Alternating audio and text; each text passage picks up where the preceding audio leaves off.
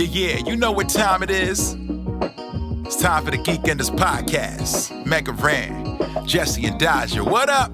Let's go. Yo, it's the weekend. Yeah, it's time to geek out. Let it begin. Go on, stream and shout. It's Jesse and Dodger, so give them a follow and see what the Geekenders are all about. Yo, it's the weekend. Yeah, it's time to geek out. Let it begin. Go on, stream and shout.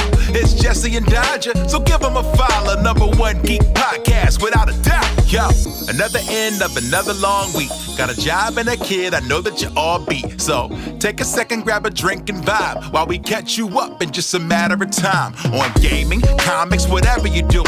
If you're nerdy like us, then you know you should tune in. Thank you for sharing our world with us. Now follow, subscribe, and turn this up. Yo, it's the weekend. Yeah, it's time to geek out. Let it begin. Go on, scream and shout.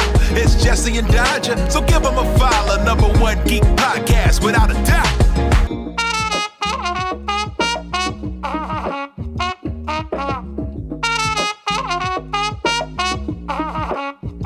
Hello, everybody, and welcome to Geekenders.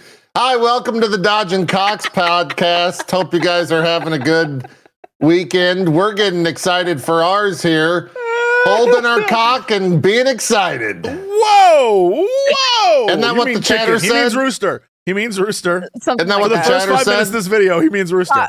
Roll it over. Let's start it cockatiel. up. Start it over. Cockroach. Oh, okay, sure. I'll rerun the intro. Hello, everybody, and welcome to Hello. Geekenders, featuring friend of the show, itmeJp. That's Friend right. of the yeah. show. Yeah. Friend of the That's right. show. Yeah. Friend who doesn't get invited either, who invites himself on the show. That's the only. Me and Crendor have to invite ourselves on the show. True. I'm not going to deny that. I'm not going to deny that at You're all. not, you're not a that's part of truthful. this, Jesse. You didn't even know I was on the show till about 27 minutes ago. That is true. That's very true. See? Here's the thing, though, JP, is you established this storyline of wanting to fight us, and so What? yeah, you would come into chat and be like, "What are they saying? Let me defend myself," etc. You know. I don't think That's I did true. that. Can you pull up my that chat sounds real. logs? 100%. Am Roll the I, clip. Yeah, no, I have one right here. It says itmeJp Yep. at 9:23 a.m. Yep. He says, "Guys, is my wee-wee small? I feel weird about this asking in chat, but I need to know. What's up with that?" And we were like, "What are you talking about, JP?" And you said, "Fight me, I hate both of you," and you left. I remember I mean, that's that. that happened. that was That was Ollie. like 3 episodes ago. Yeah. That was Ollie. Ollie knows Oh, how to type yeah. now? Oh, Yeah, Damn, Ollie. that's pretty cool. He's He was so framing big me. now. Yep, he's grown up. Yeah. He was framing me. Aw, what He a was sweet framing That's me. boy. fine. I asked Yeah. Jesse if you and I could talk about dogs today, and he said no. What? So. Why? Cause that's not. Yeah, why, Jesse? Are you jealous? This podcast has a purpose, and This podcast isn't about anything, dude. yeah. I It's not disagree. about Literally, anything. you guys I just made disagree. you guys made a podcast. You did the easiest thing and made a podcast about nothing. Hold on. It's about something. It's about video games and movies. No, that's your fallback. That's your fallback. That's the conversation that you go to if the guest is uninteresting. Otherwise, you focus on the guest. So when are we going to talk about like video games and movies and stuff? I mean, that's why I wanted to talk about video games and movies today. Yeah, that's what Because I I was figured. worried our guest would be uninteresting, and I wanted to focus Yeah. on that instead of. No, I didn't already want this made to that go, joke, like- Jesse Cox. I already made that joke, Jesse Cox. You I can't know, make that and joke. I was saying it about you Hold on. because then you. Hold on, you gotta check your phone. Is there something important on there? Exactly. We're just getting all the beef out of the way now. Right. Yeah. Sure. Now. Oh That's my right. goodness. That's How are right. you guys doing? Aside from beefing. Yeah, I'm doing fine. Yeah, I'm doing all right. How's Ollie? Yeah. He's downstairs. He's doing great. I can check on him. Let me pull up Ollie Cam here on my phone. This is not me have ignoring Ollie you. Cam? What? Yeah. In what way? How? What do you mean? Like a What do you baby mean? camera, but for Ollie? Is it like a room camera? Yeah. This is a live camera of Ollie. Where's my daddy? I'm all alone. Yeah. All he He's just does hanging is out. stare at that big screen. I don't know why. Is it more important than me, his best friend? He's just hanging out down there. I miss my daddy so much. Every day he goes and click-clacks away on that machine, but he doesn't click-clack on my belly. I need them scratches, daddy. That's what he's thinking. And you know what? You're just not being good to that sweet boy. I saw Well, a video. he's probably Sorry. upset because he hasn't had a walk yet. I stand by what I said.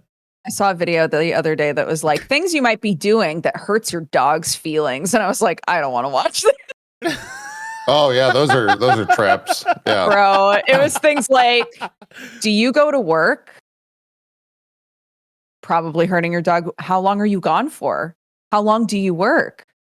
You should feel like shit. I was like, Yeah. I'm sorry. That's the bulk of like what social media and TikTok is. Just like how can we create anxiety for the viewer and then try to solve it with these 10 Yes. simple steps. Yeah. Yeah, I was going on a rant the other day about because I think at this point most people know about like kid affirmations, right? They're also Uh-huh. adult Whoa, affirmations. whoa, Like- what?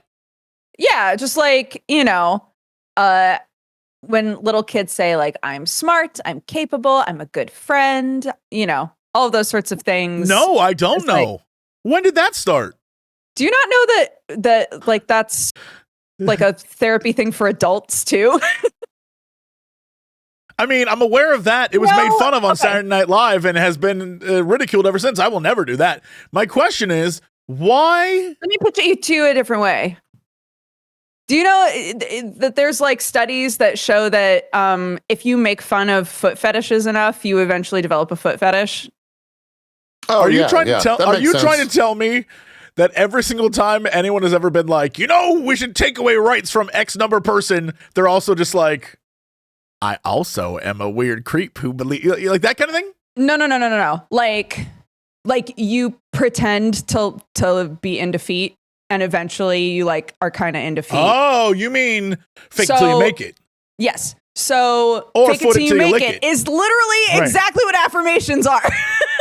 Sure. So- No, I'm aware of what an affirmation is. Okay. I'm talking about the Mhm. fact that I was unaware that children are doing affirmations.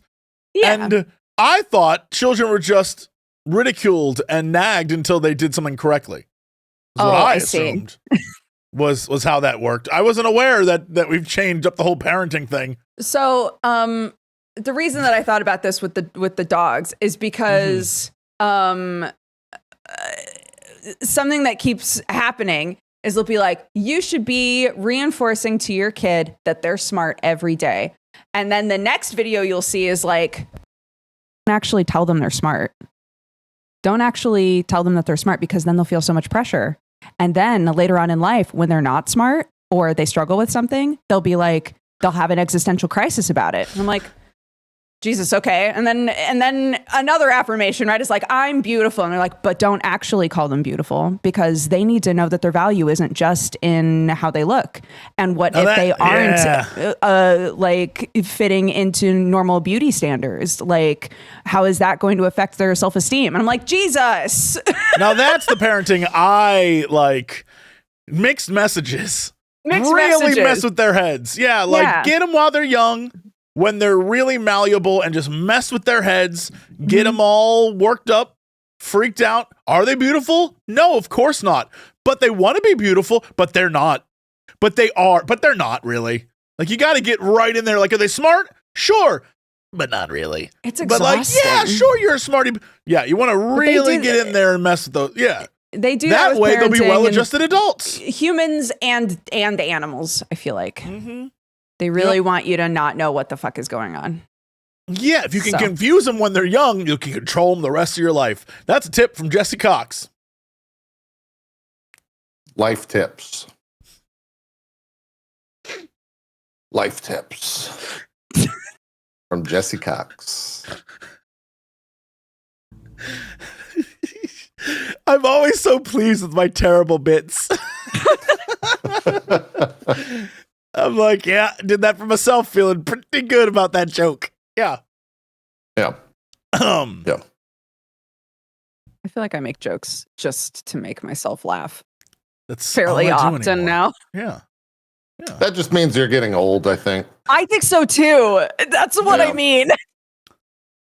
Is you reach that point where you're like, the Chinese restaurant that I used to go to with my mom all the time when I was a kid, every single time we ordered our food, my mom would make our order and everything would be chicken chow mein, chicken fried rice, chicken. And she'd go, "We're the chicken family." And she said it every single time. No one ever once laughed, but she loved to say it. I love that. She would just go into the store and say, "We're the chicken." Who was she saying "we're the chicken family" to? To herself. Remember, this is old timey. So we would go to the restaurant to make our order. No, I get that, but so when she would say, she'd be saying it to the person who was taking the order. Oh, okay. Oh my god, right. That's even funnier. Yeah, so she'd be at the counter, like chicken chow mein, chicken fried rice, sweet and sour chicken. We're the chicken family every time. Every time. It's great. Now you own chickens. Just for herself. She thought it was funny. I love that. It covers all the bases too, because there's a little bit of I have to feel the first time it was like I don't know what you would call a little bit of. I don't know if shame is the right word, but the idea that you go in and you're like chicken this, and you realize how ridiculous it sounds. You go, "We're the chicken family," and I guarantee the person on the taking the order goes, "Huh, yeah." And then she just kept saying it. And she's like, "That's the winner." She was like, "Bro, that killed." That's fine. We're the chicken family. Yeah. Why not? I love that. It's the little things, The little things. It's the little things. Yeah. Big fan of that. Yeah. So you guys are talking about dogs or what? What's the? Well, hold on, Jesse. She was asking me how I'm doing. Nobody really cares. So you guys are talking about dogs? JP, how are you? Ugh. I'm doing okay. I'm very worried though, because everyone's saying am I having tech issues on y'all's end, or is this just a stream thing? You look jaundiced suddenly. Yeah, it's almost like you are in front of a green screen right now. No, but it's almost like this isn't your room, but this is a green screen. I can turn the green screen off, but it looks fine on my side. Does it look better now? No, you just have like a green tint. You have like a weird green hue on your skin, green. And I don't know why, because you didn't earlier. So I don't know what's happening to you. Are you getting keyed out?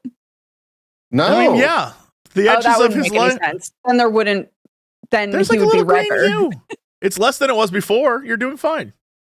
His shirt has changed colors, guys. Nothing's happening. Nothing is happening on my end. I just wanted everyone to see it was a green screen and how hilarious it is that you have that background, because I love it. I think that's so smart. Jesse, you want me to go to a dark place here, Jesse? Oh, that's from like years ago. This background. You don't even have. You know why? Anymore. You know why I don't have this background anymore, Jesse? Because it's gone, destroyed, all of it, taken, stolen. No, Jesse. Because I got a divorce and I don't live in that house anymore. I mean, I knew that. But it doesn't mean that you can't take that stuff with you.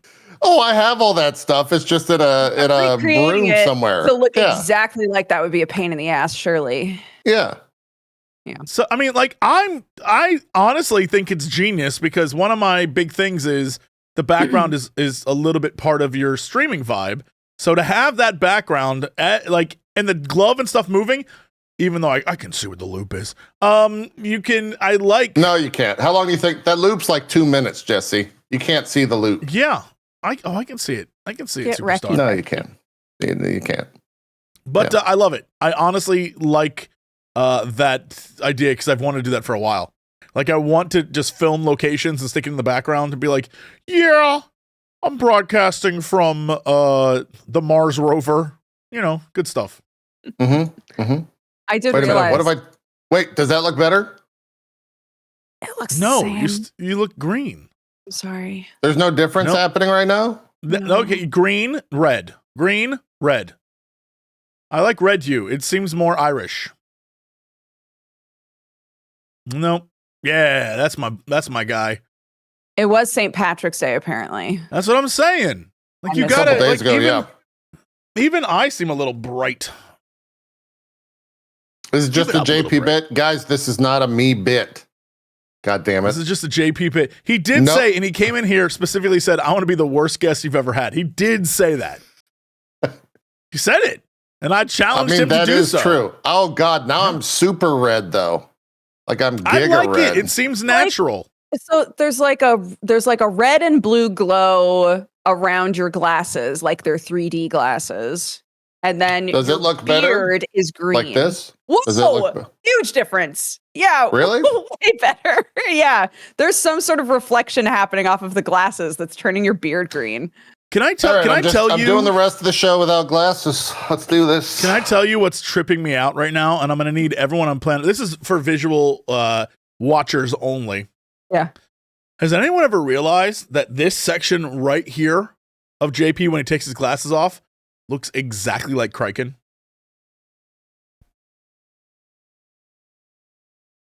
I'm too I don't think blind so. for this. I don't see it.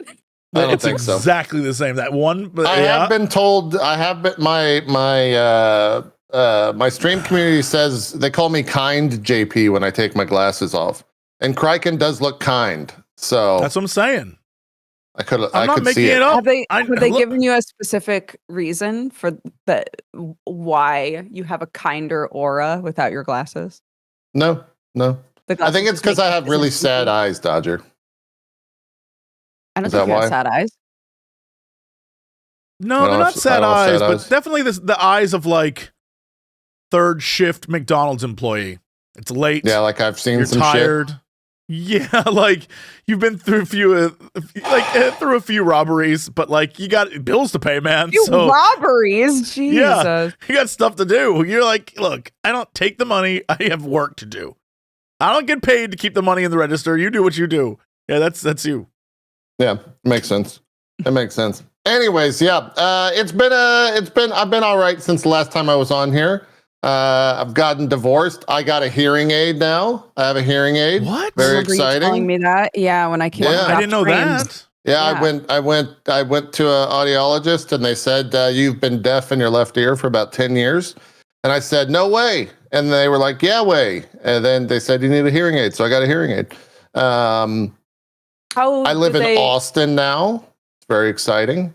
How did they know that you had dealt with this for a while?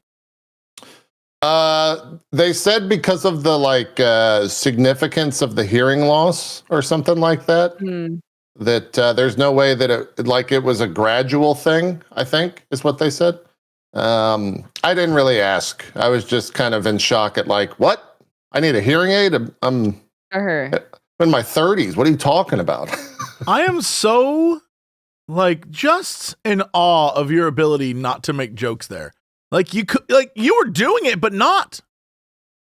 I love you for that. You were telling a genuine story, and because you kept going so I had to get a hearing aid, and the doctor said da da da, and then you kept saying what? And I thought you were making a joke, but you're like, no, I really was just upset about having to get a hearing aid. Oh yeah, I was pretty upset about it. No. And now there's a true fear of oh my God, what if I actually lose all my hearing? What if this is a gradual thing? Right. That would suck. I would have to learn how to sign. And then I could no longer do podcast. If you lose the ability to hear, do you lose the Like, do you over time lose the ability to talk? I don't think so. No. Because there are people who have like complete hearing loss and are able to learn to speak. Yeah, You've spent 30 plus years of your life speaking. I don't think you would lose that. I think the only time that you would have difficulty speaking would be if you couldn't hear from birth because you have no concept of how things are supposed to sound. You have no concept, of language, sure. Okay. But you've had, 50 years worth of hearing things? And so 60, give or take, yeah. Plus or minus. Yeah, and so you would be able to speak because you know how stuff is supposed to sound. Okay. But maybe that would be the bit, is I just slowly stop learning to speak. I don't know if that's a good bit. I feel like I don't know if that's a good bit. That might be difficult for you. It might be. We'll see. Like that might make your life significantly worse. I'll let you know how it goes, Jesse. Okay. Yeah. All right. Like the big thing to get used to, probably, I'm saying this from no point of zero reference experience. whatsoever. Sure. Yeah. Would probably be the way that it sounds like in your head or how it feels in your head when you're speaking. Would be so drastically different, right? Sure. But I don't even know how you would, like, what would the voice, man, that's a question I never ever thought about once in my life. If you don't know how things sound, what does the voice in your head sound like? Well, you and I don't have head voices, so you guys don't have head voices? You're one of those people? One of the lucky ones? But even from time to time, I'll talk to myself. Sure. In my own head, I'll be like, all right, we got to do this. We'll plan this and like that kind of thing. Yeah. Oh, so you do have a voice in your head. Just not running dialogue. It's not it's not a dialogue thing. Like vocalizing thoughts in the head. Yeah. Yeah. No, I'm talking about like if I was like, okay, I have to, like making notes. What would that sound like? I guess I don't know. It's a personal thing that I guess I have never thought of before.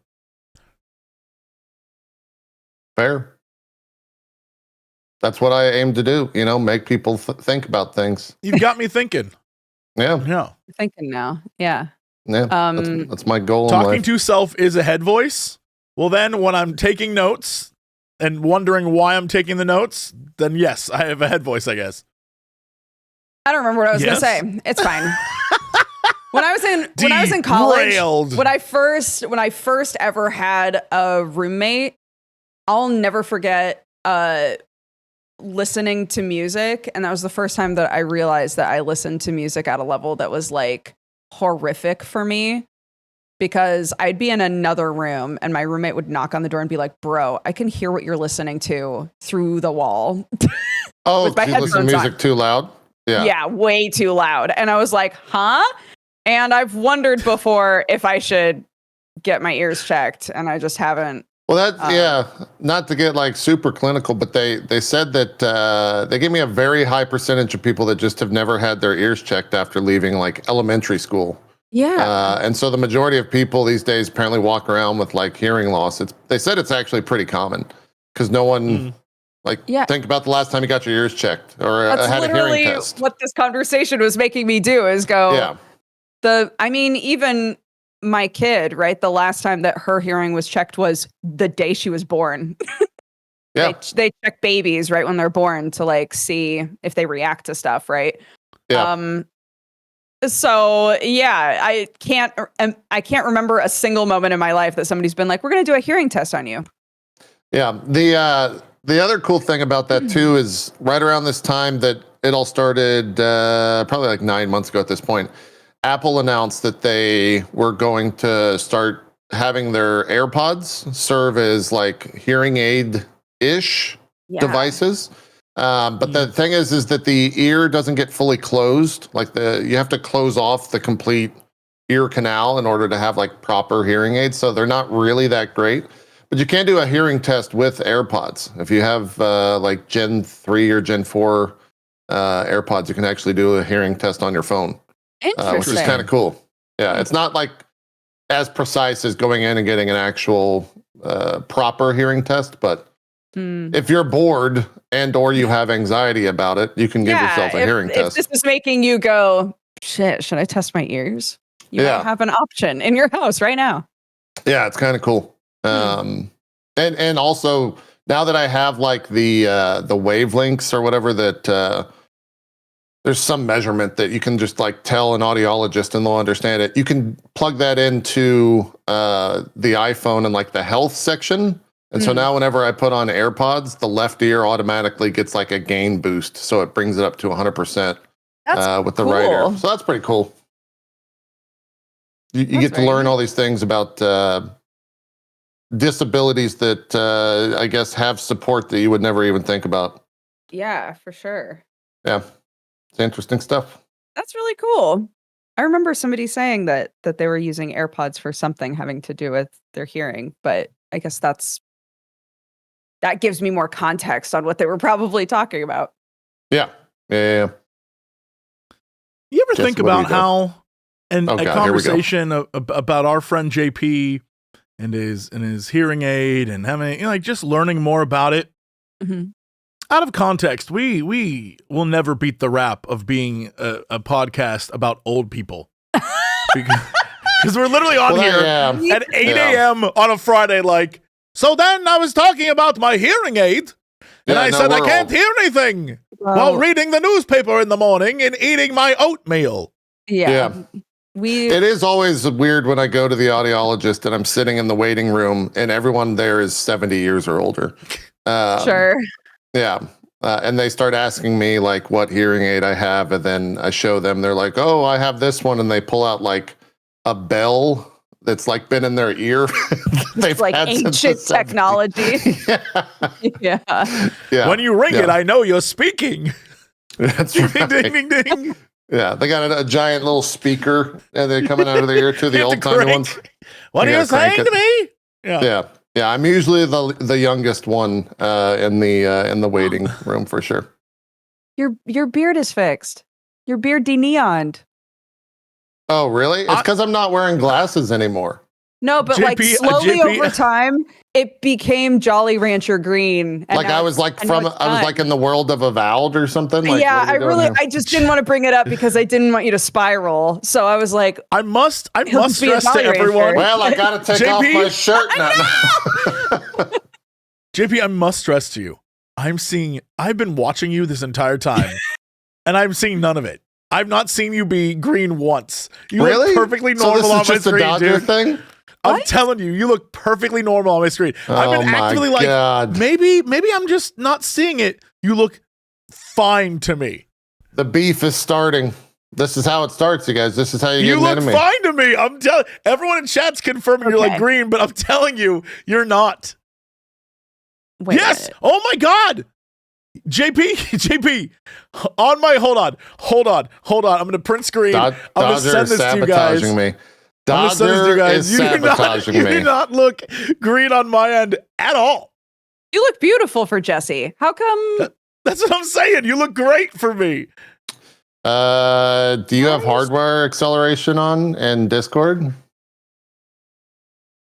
Where would I find that? Probably under video. Why would it? Well, hold on. I got to put on my glasses for this because I can't read the monitor. Hold on.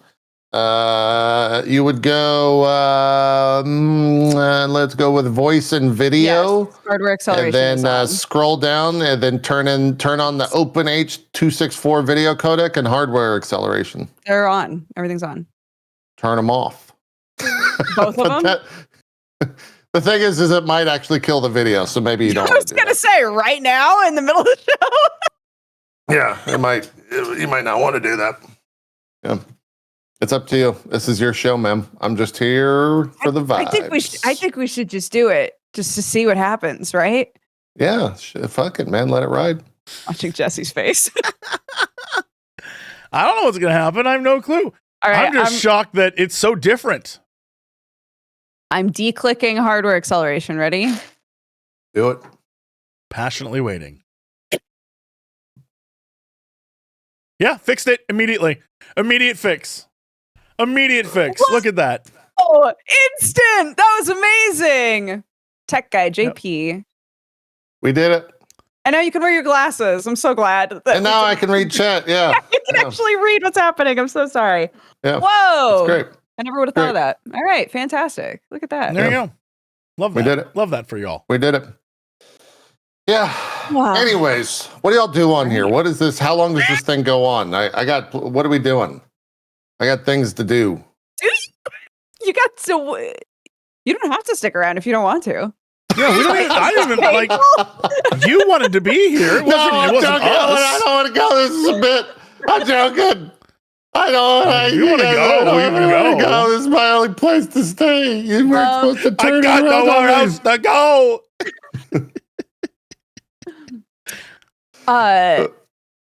I mean, I was gonna tell you about my dog. If Let's you hear wanted it. to, if you How wanted is your dog doing? Can I just say, Yes. I'm going to put your husband on blast. Okay. He sucks at communicating. You know, he just is the worst. I've asked this guy how his dog is probably 3 times. 0 answer. Can't believe it. 0 answer. Then he will be like, hey, you want to play X game on stream, blah, blah, blah. And I'm like, yeah, that's fine. Are you? Yeah, but how's What your about the dog? What about the dog? What about the fucking dog? Tell me about your dog. Yeah. You know, it just, it's crazy. It's crazy. So how is your dog? She's good. She's 2 weeks post-op on her leggies. Yeah. Okay. She's reached the point where she's convinced that she's perfectly fine and The shouldn't. dangerous period. Yeah, that she shouldn't have to be in the crate, that she should be allowed to jump all the time and run places. And it's a nightmare because, so for anybody who's curious, she had what's called TPLO surgery. It's a very common surgery in dogs, especially bigger dogs, where basically the tendon that protects the knee from the like bottom leg bone, I can't remember what it's called, gets fucked up. It happens in dogs all the time. So you have to put a plate, you like realign everything and you put a big plate on there. And then sew them back up. And it's about 4 months of recovery, Jeez. 2 months of which are really limited activities. So the first month is like crate rest. Like you take them out for like 5 to 10 minutes max. Like That's got to be awful. Holy shit. A couple times a day. Yeah. So she's a very high energy puppy. She's not even a year old, right? So she's like, what the fuck is this? All of my friends are outside. Like, let me out, you know? So we've reached Samoyeds are also very vocal. So we've reached the I'm just going to bark until you let me out point, which is awful. Yeah, no, that's not a good time. It sucks. Yeah. But yeah, her recovery's going great. She's just mad at me all the time. Yeah. She's like, let me out. Well, she's mad at the situation, not at you right. guys. She's mad at the system. Yeah. Yeah. That barking's definitely that's got to be a stressor. So that's awful. Yeah. But it sounds like she's recovering well. Is Ollie like a super vocal dog or not really? He is vocal. Ollie's weird. He will bark at anything that's like outside because it's like a protection thing. Like he's trying to protect the house. But then the second that he can actually like go up to the person, he becomes like the sweetest dog of all time. So he's pretty vocal to a point. But he's never like he'll bark a lot, but he's never like super crazy. Yeah. He's like an alarm system or anything like that. Yeah. He just wants you to know that there's shit going on. He's my doorbell. Yeah. He's my doorbell. Anytime food gets delivered or a package is here or something, he's the sounding alarm. So that works out. But he's not a super. I don't think English sheepdogs are like that vocal of a dog. Because they're usually like they're a working breed, so they probably just stay chill all the time, I would assume. Yeah. My goal, I've never been able to run really. Like I can run for maybe a minute and then my heart hurts so bad, right? But Samoyeds are sled dogs. They want to pull stuff. And so you can do what's called canicross, where you have basically a lead, but it's strapped to your torso and you run with them and they kind of pull you like a sled. Yeah. So I was like, while she's in recovery, because she's going to be recovering for a few months. It's like while she's in recovery, I'm gonna try to do like a couch to 5K kind of a thing. Just get more used to running. And then maybe once she's able to like exercise some more, we can run together. How's that going? It is not so far. It's not going. I need to do it. I don't need to do it, but I want to do it for enrichment for my dog, right? Yeah. But I'm regretting it now because I'm like, yeah, that's a great idea. I should really do that for my dog. And then every day I go, I should probably start. Now you've that. created a guilty stress. Yes! On I'm yourself. in the guilt cycle of like, when am I going to run though? When should I do that? Today? Yeah, changing your routine as an adult is rough, man. That's another getting old stage. It's rough, right, Jesse? Adding things to your routine, it's really hard. I wouldn't know about that. I never change anything. You never change your routine, Jesse? I've been the same for 4,000 years. Okay. That's a long time. That is a long time. The civilizations of man rise and fall, and there's only ever been one constant: me. Cox. That's the constant. Cox. Yeah, the Cox constant. It's like a lot of math. It's like a lot of math. Yeah. Yeah. I get it. What's the number? What's the most repeating number in Cox math? Cox math? 3. Okay. I knew it was going to be 3. Yeah. That's because that's true. It's because it's the one that looks like a butt. Yep. Or a kitty face. Yeah. So I'm glad you guys talked about dogs. That's great. We did. Yeah. Yeah. You got to talk about dogs. Dogs are great. Are you a cat person, Jesse, or do you just not like pets? He hates the concept of pets. Yeah, I'm a selfish person. I like me time.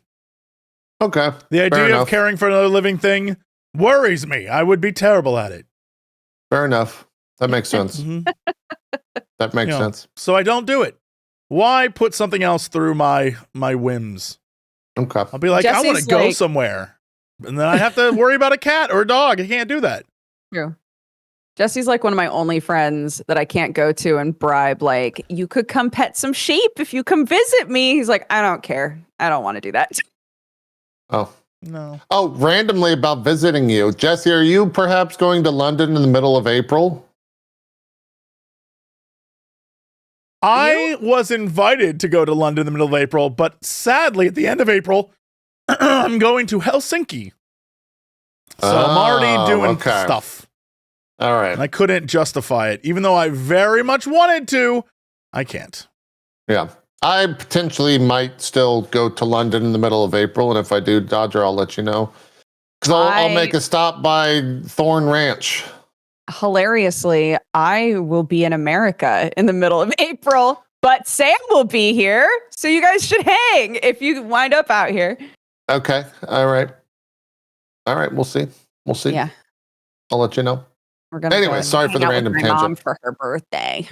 Oh, okay. Happy birthday to the chicken mom. Mm-hmm. You can tell her I said that. I will. You should go to the Chinese restaurant and see if she still does the bit. Oh, that would be good. Unfortunately, it closed forever ago. Oh, I know. well. Rest in peace. Small town woes. Yeah, small town woes for sure. She's clearly avoiding you, JP. I know. I didn't want to say it, but that's I'm not. Don't say that, chat. It's how it is, chat. That's the constant Dodger, just avoiding me. It's in her name. It's in her name. Dodger avoided me, dude. I was there, and Dodger was like, "Sorry, my entire property is flooded, and I can't come to you right now." And I was like, "A real friend would swim." That's right. Just saying. And then the day that I thought maybe I could come out, the train strike was happening. So I was like, well. So you tell me you can't walk? You don't got feet? Wow. Some friend. I was in London for 2 weeks. Did she come see me? Not once. Well, she said all but excuses. Jesse, she had to live up to the name of the podcast, you know? Dodger. She was dodging Cox. No, you're right. You're right. You've always been right, JP. So what was the reason you couldn't come to the farm? Train strike. I mean, that makes flooding. sense, There was Jesse. flooding. And There was flooding. flooding on the farm. So, like, why would I go? Like, I would get just, that, what am I Jesse. going to Yeah. swim? No, those are really hard to get. It's a tough problem to solve. It's a tough thank cookie you, to JP. crack. Yeah. How am I supposed to decide what the trains do I and don't know. don't do? That's a lot of fair. stuff. Yeah, it's a lot of problems. Yeah, it's messed up. It's messed up. Can we talk TV shows? I want to talk TV shows. I'm gonna steer us in a direction. Have you guys heard of The Pitt? No. The Pit? The Pit? With What is two it? T's. Pitch it. It's with two T, like Brad Pitt? Is it, like Brad Pitt? no, like Pittsburgh? I think it's Pittsburgh. Yeah. Okay. So The Pitt is a medical drama with Noah Wiley from ER. That's I already essentially don't like it. ER2. I already Okay. hate it. But it's in a summation of it, it's basically competency porn, right? Like everyone is super competent in this show because it's like true to life. They're not messing around. It's not like House where it's like, it's tuberculosis. No, they don't do that. It's a real ER in terms of how they actually like operate and do everything. But it's also the way the show takes place is it starts at, I think the first episode was 8 a.m. and every episode is an hour in the ER of one day. Oh, that's fun. Interesting. And That's so they're up to 7 p.m. And it's It's been done really before by Jack Bauer, but like whatever. yeah. And it's very realistic and it's on HBO. So Ooh, that's probably cool. I got to watch an entire birthing scene where they showed everything. It felt like I was in like an 80s health education class. And so that was Everyone crazy. needs to see that. Everyone, everyone should have to be forced to watch one of those. Yeah. It's very, very, very, very, very good. It's probably my favorite show of the year by a long shot. But it also like, I can't recommend the show to parents. I can't recommend the show to people that are squeamish. I can't recommend the show to people that have like health fears because it's way too real. Like they did an honor walk in one episode because a child died and then the family decided to like give up his organs. Yeah. And then it's all like very real life things that happen. But there's also like, you know, the inner drama between all the doctors because it's a teaching hospital. So they have like students there. I was about to ask, when do we get to the personal drama between the doctors that happens in between the surgeries? But the personal drama is like it's not like Grey's Anatomy. Right. It's very much like old school ER from like the 90s because it's Noah Wiley. Like he's in the show. Yeah. He's basically playing the same exact character. Are there no sassy doctors? Is there any like, who's the sex bomb? Like, it's like, who's the one that's like always sleeping with the nurses? There's not really anyone like that. Then it's not a medical drama. Yeah. Is there not like Grey's a Anatomy or rogue anything. doctor who's like, I experiment on my patients? And they're like, you can't do that. And he's like, it's the only way to move forward in science. No, not really. There's not that. There is a doctor that, well, I'm not going to say. There are like, I guess, generic doctor drama issues.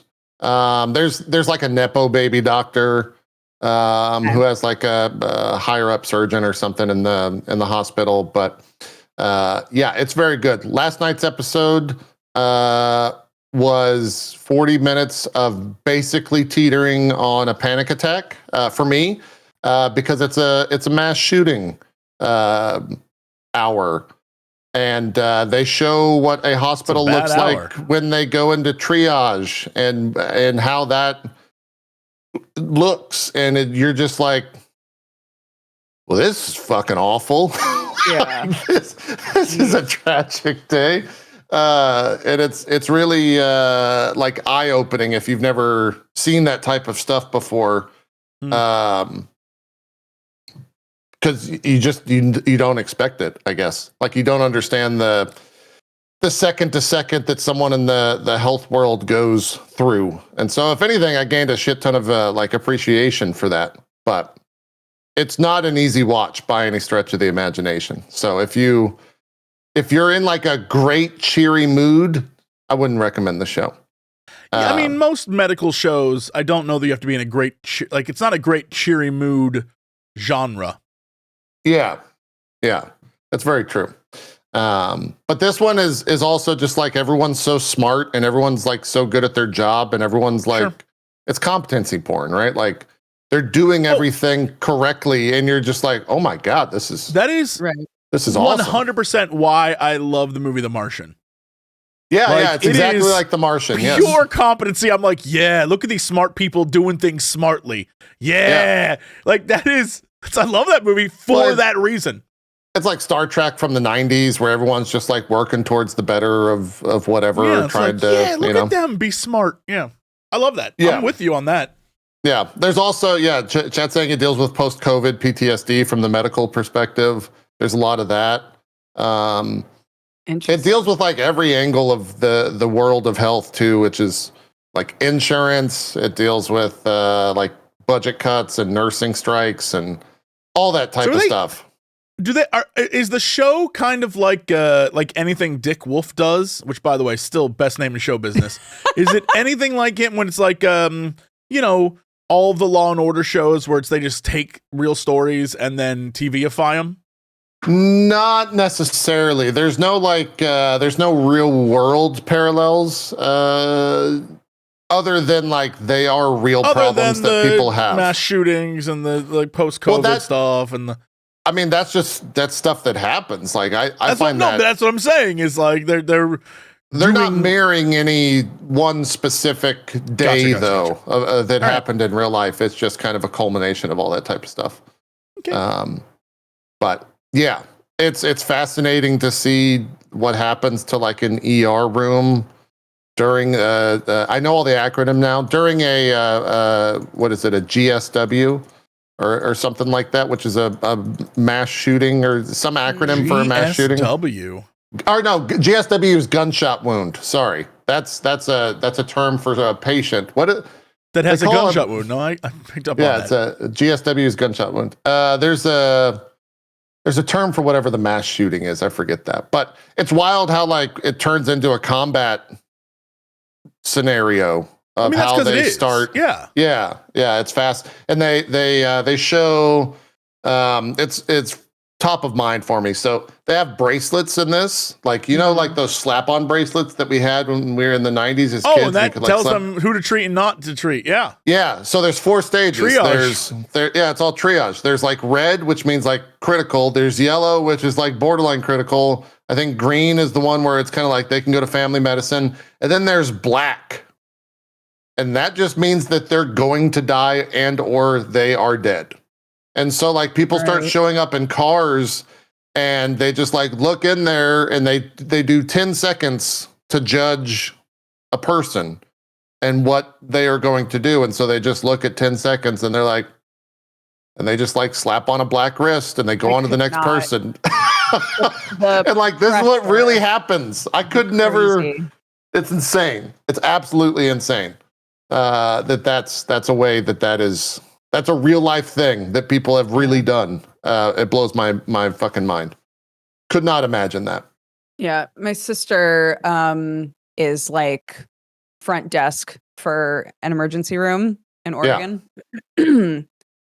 And she said the stress is just crazy and she's not even treating people, Yeah. But like, yeah, the vibe in there is really intense way too often, and like the amount of stress that healthcare workers have to deal with is crazy. Yeah, it's given me like the utmost respect. I think friend of both of y'all, Dr. John. Anytime he's around, I'm just like, you're a good man. Good man, Dr. John. Oh, but I know Dr. John, so I never say that. I would never say that. But like, all right, man. Yeah. I've tried to get him on the show as well, because the other very interesting thing is after every show airs, I go and visit the subreddit, or like try to find places that are talking about it. And the subreddit is filled with actual doctors and ER people and combat medics and all this stuff. And they like go through everything. They're like, yep, that's really how it is. Yep, this is a real thing. Yep, they could totally do like this. It's all real. Like it's very much structured in reality. And it's fascinating to see all that stuff. So I find it really interesting how, again, my sister and her entire family, they all work in the same ER.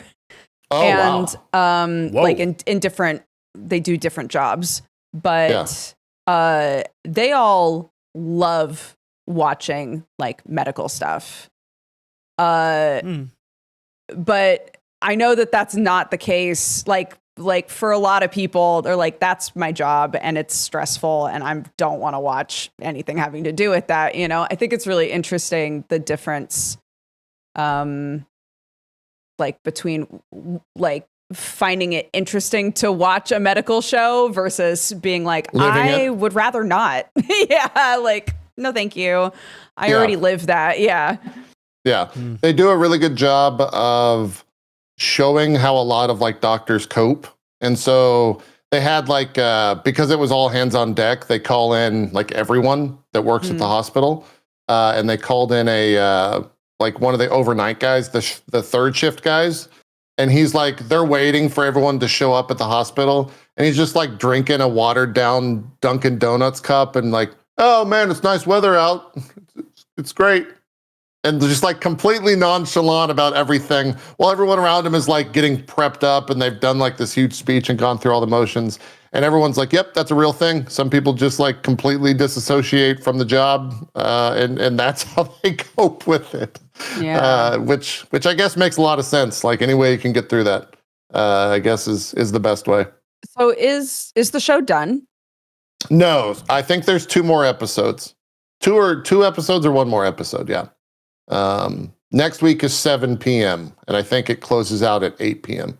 So gotcha. Almost close to being done.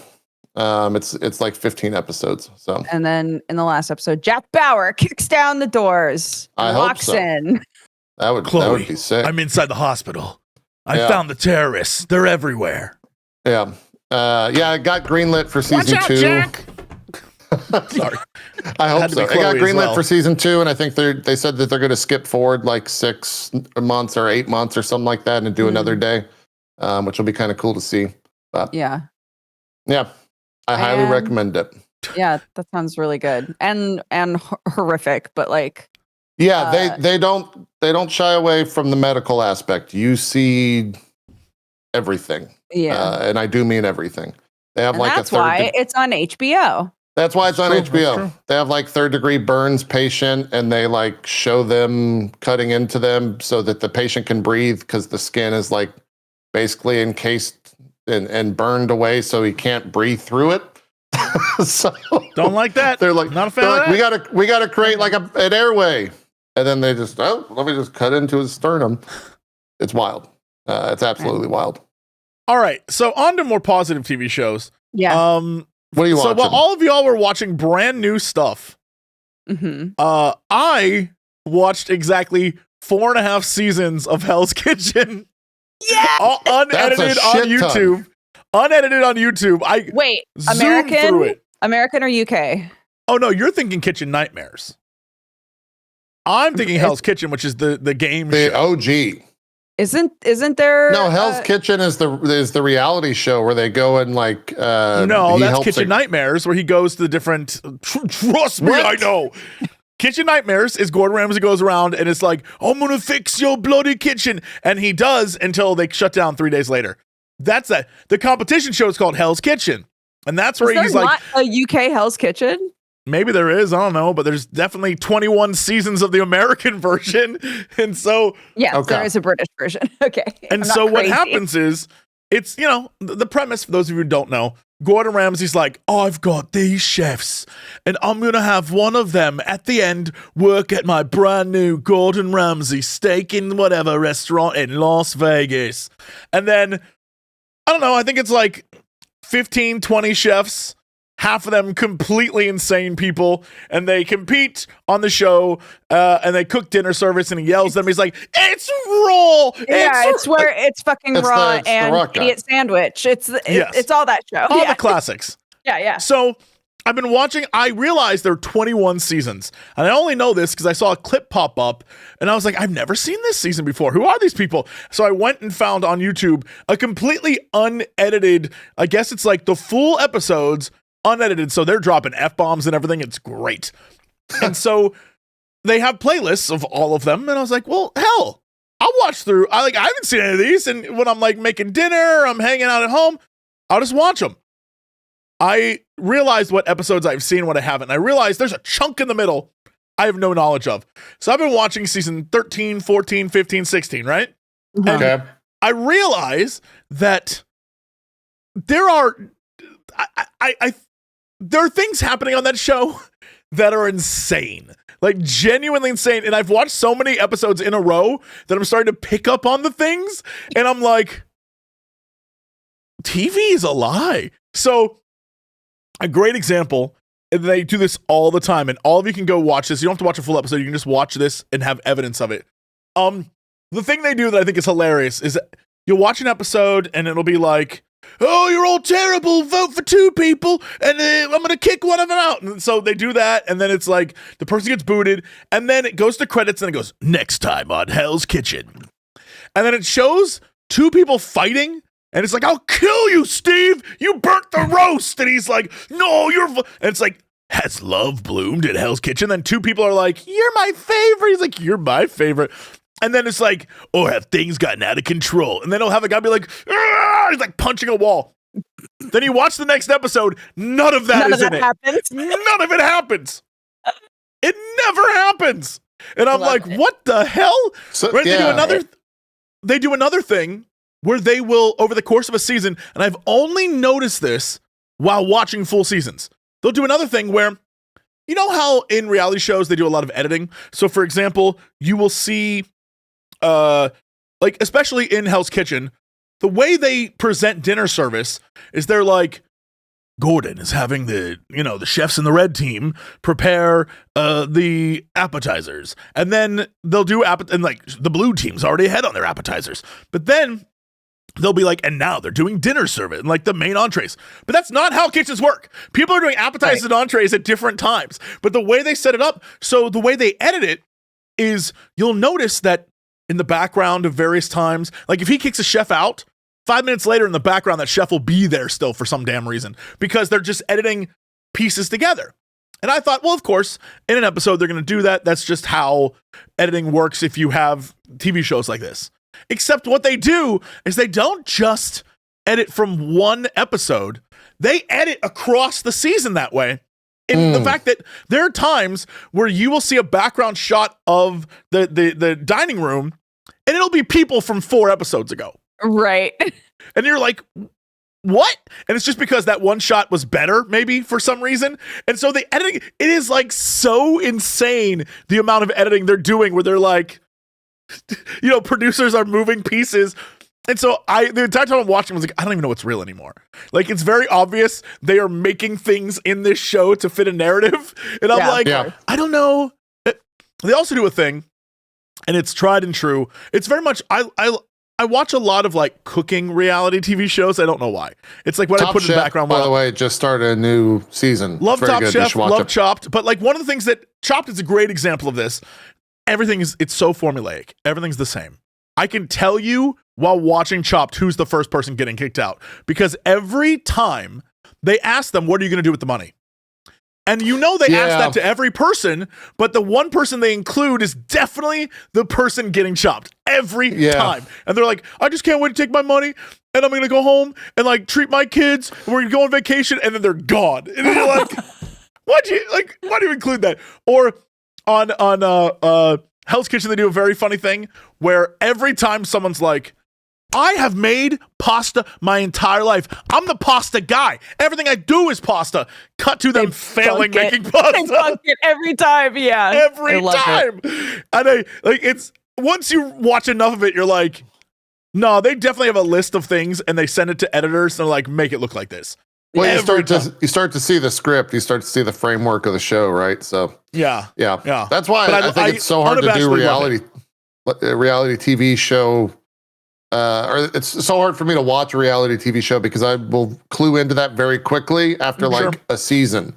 And it's wild that like Survivor's on like season 26 or some shit. Oh my God. Survivor's been going for so long. And then it's very much the same thing. But Survivor does a very good job of creating stories. And I think Hell's Kitchen does that too to some extent. The problem with Hell's Kitchen is they have a formula where the winner usually doesn't start to be featured until about halfway. Yeah. Yep. Yeah. It's always the person in the background who is just doing their job. Like so in season 14, it might be my favorite season because everyone on that season is like just amazing. But one guy, his name was Randy. He's like, I think like an ex-Marine or maybe like just an army vet, but he like looks like he is a King of the Hill character. And he sounds like it too.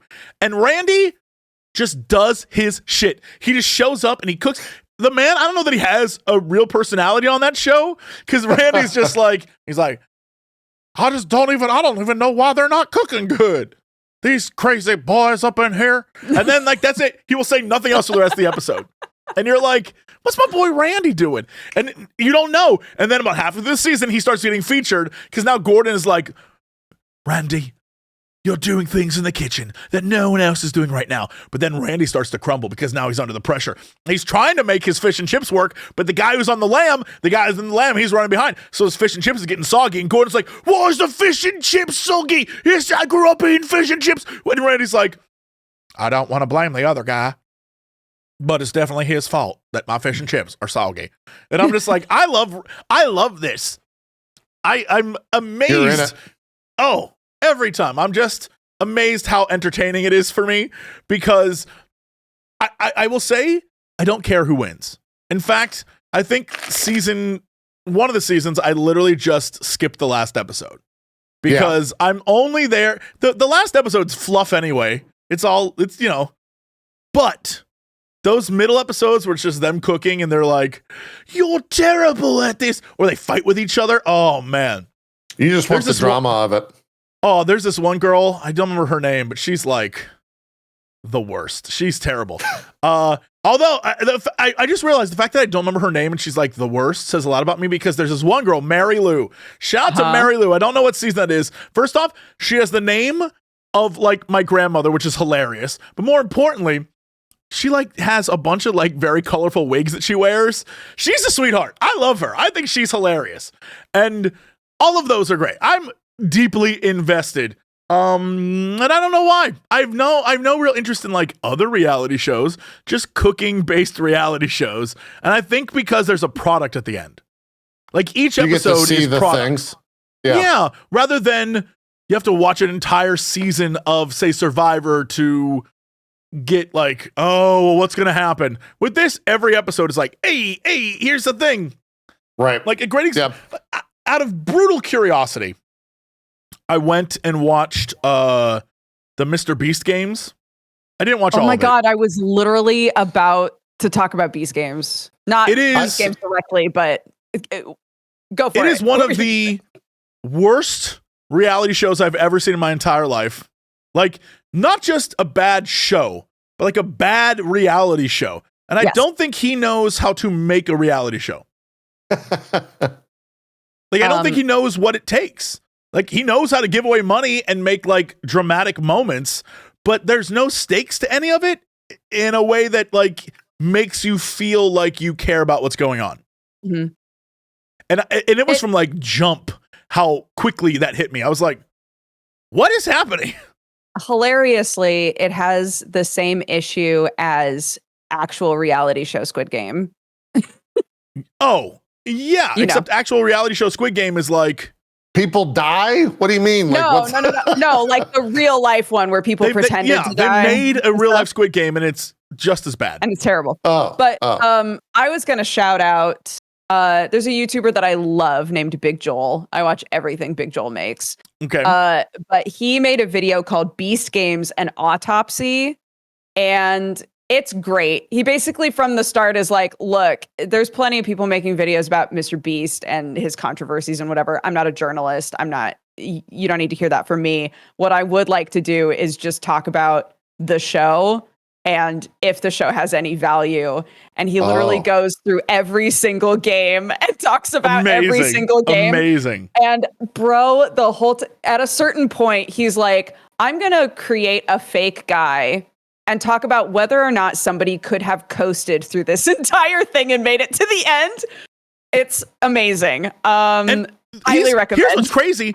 He's 100% right. Like, I was about to say I don't want to spoil anything, but like, what's there to spoil? It is so boring. The first game so as a person who just like has for years watched reality-based stuff and, you know, fallen off of most of it, I kind of know what to expect. The first game out the gate is such a Mr. Beast video, but like a truly terrible concept for a first game. He has 1,000 people on little boxes, and this is the first game. He's like, there's a bunch of rows. If one person in your row leaves, the rest of you can stay. But if they don't, 3 of the rows, I'm just booting all of you. And so the first game is people just have to sacrifice themselves for strangers. So someone has to say, fine, I will leave this game where I can win $5 million so that someone else can win. And like already, that's the weirdest start to a reality show There's no emotional investment in it. You're like, yeah, fine, I don't know these people. They don't know each other. Everyone's screaming at each other. And like, again, if this is a YouTube video and it's 10 minutes and it's like everyone's standing here and everyone has to give up, like one person has to win or nobody wins. Like that's a solid YouTube video for 10 minutes. That's very Mr. Beast. But like, that's the stupidest beginning to a reality show. And the first like 2 episodes, I gave up after that. I have no idea how the show ends. But the first 2 episodes are literally that room, dude. Yeah. Or maybe it's the first episode. At some point, he takes them to like a weird campus. Mm-hmm. That he like, I built a campus for you to live on. And you would think, oh, this is where they establish the characters and we meet people. Personal, like, yeah. Right. And we start to see them. That never happens. In fact, they do the craziest thing in the world, which is there will be moments where Mr. Beast will show up and talk about the game they're going to do. And in the game, it'll be like, I know you've been friends with this person for some time since you've gotten here. And then we'll show like a 2-second clip of them hanging out playing like cards or something. We didn't see that. We've never, like, it is straight up in a movie where someone shows up and they're like, the armies of the North have assembled and they're marching on us right now. In fact, they're right over there, led by Gorgoth the Smasher, a guy you probably know from Seven, like that kind of shit. It is insane to me that it is truly terrible. And not in like a I hate Mr. Beast kind of way, or I'm just like hating to hate. Like the show, it is so clearly made by people who do not know how to tell a single story.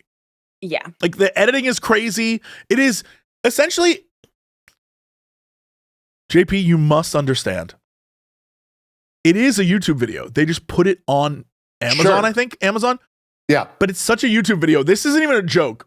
At one point, the man is like, and you guys can win all this money, turns to camera, and he's like, just how you can win money by some, like, yes, prize thing. Like, he does branded content in the show.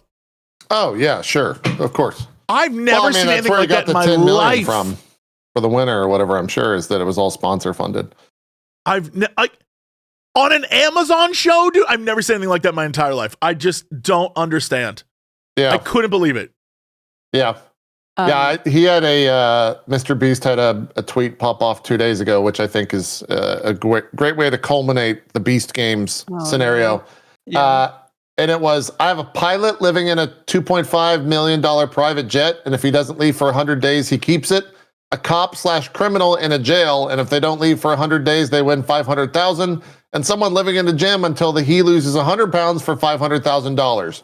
Can't wait to upload these. And everyone's just like, what are you doing? But that's like that is the show. But instead of it being like again 10-minute videos, he milks these things for an hour. Like each episode has multiple games in it. There's one. Man, they're all blending together, so you have to bear with me. There's one episode where the whole point of the episode is, so he just moves them to this compound, right? And we're supposed to have them like hang out, and none of that happens. And then while they're at the compound, he's like, we're going to go to an island. And if you want to go to the island to compete for the island, I guess he's giving away an island, you have to do these competition things to go. Every single one of the challenges is like I don't know how to describe it. It's like what you would do at a family reunion. Just like awkward competition is what you mean? One of them is like you have to hold a like not a spinning plate, but like a ball on a thing, and you're supposed to pass it. And people who passed it, it'll always fall over and break. So the people who won literally just didn't pass it and waited till everyone broke theirs. Like it is Smart. There is no. One of the games was everyone has to be, I think it was blindfolded, and one person would step into a ring, and the person who stepped into the ring got to go to the island. But if more than one person stepped in, they were eliminated. So literally this girl steps in and like makes a bunch of noise that she stepped in, so no one else steps in because they're afraid of stepping in. So she just wins. Yeah. Smart again. Like smart. Smart. It is one of the stupidest. I don't think anyone on the show knew what they were doing. There's moments where they like, it is very clearly about him and his friends rather than the contestants. Yeah. Like if you watch Survivor or you watch like Hell's Kitchen or whatever, yeah, it is about Gordon Ramsay, or it's about whatever his name is. I can't remember his name. The guy from Survivor. Jeff John. It's Jeff something or other. Yeah. Yeah. Like, it's fine. Yeah, they're on it, and they are featured, but they're not the focus. Like they don't go behind the scenes. Yeah. And like, you know, on Hell's Kitchen, they'll go into the dorms. Yeah. This is literally it is just Mr. Beast and his friends. Like there's scenes where it's just like his friends in the background, like it's so weird. I cannot stress it enough. I don't recommend watching, but it sounds like the video Dodger recommended. It's very good. Big John, what the hell is that guy's name? Big Joel. He makes amazing videos. Check out his videos. They're great. Watch that video. I would watch that over the actual show any day. It's great. It's a good takedown. And I think the top comment on that video is crazy how they invited 1,000 people onto this show and then spent most of the show begging people to leave. Because like so many of these games are like, if you can convince this many people to leave, or like, we'll give you money to please exit the game. It's so crazy. Oh my God, you just reminded me. Here's a great example of one of the games. So like the game is constructed wrong. So he has the groups, he makes 4 groups, and he says, hey, each of you pick a captain. And the captains he brings up on top of this giant platform thing he built. And he says to them, guys, I know you're the captain of these teams, but right now you can take $1 million and you can just have it, and your entire team loses, but you get the $1 million.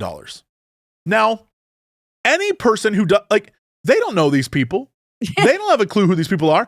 I would take the $1 million immediately. Here's the problem, and this is why the game screwed up. He says, if you do take the $1 million, your team loses, and you keep the $1 million, and you get back in the game. That's the inherent flaw.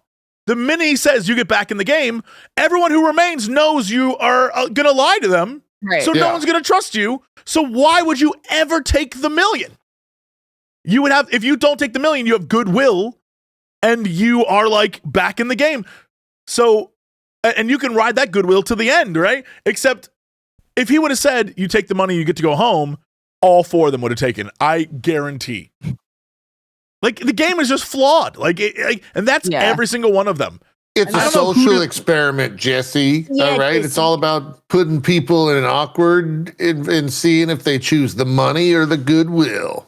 Mm. But do they have empathy or money, Jesse? They all had empathy, which I think, based on the footage they had, I think shocked Mr. Beast. Because he's like, it's wow, what? You guys have friends? Oh, geez. You know what's wild, though? The wild part is, given today's culture, if someone actually did take the money and they were in the video, they would probably be canceled on the internet. I mean, that's the whole thing. It was like a public thing as well. Yeah. Again, if you're standing there before everyone and you have to make the choice. And again, he's like, you can keep the money and like your whole team loses. He just adds like, but if you do keep the money, you're back in the game. Like, I would genuinely be worried that the other 3 teams would be like, kick that guy's ass. Mr. Beast ain't here all day. You're like, absolutely. Yeah. There's no way the pressure on you, like, yeah, of course you'd be like, I'm still going to take the money. But now there's a pressure on you that you don't, if I take the money, I'm an asshole and everyone will hate me. And so you don't do it. But if you were like, oh, we're going to take you on a helicopter and get you out of here immediately, in a heartbeat, I'd be like, bye, haters. Yeah. I do think, like, along with sort of what we were talking about earlier, like how inherently difficult it is to create a narrative out of reality television, right? One of the things that would make that a little bit easier, you would think, with a game show is, creating those moments of tension. But the problem is that they don't know, and I don't think that this is an actual problem, but this is why they're missing the mark, right? Is that a lot of these shows are really good at manipulating people.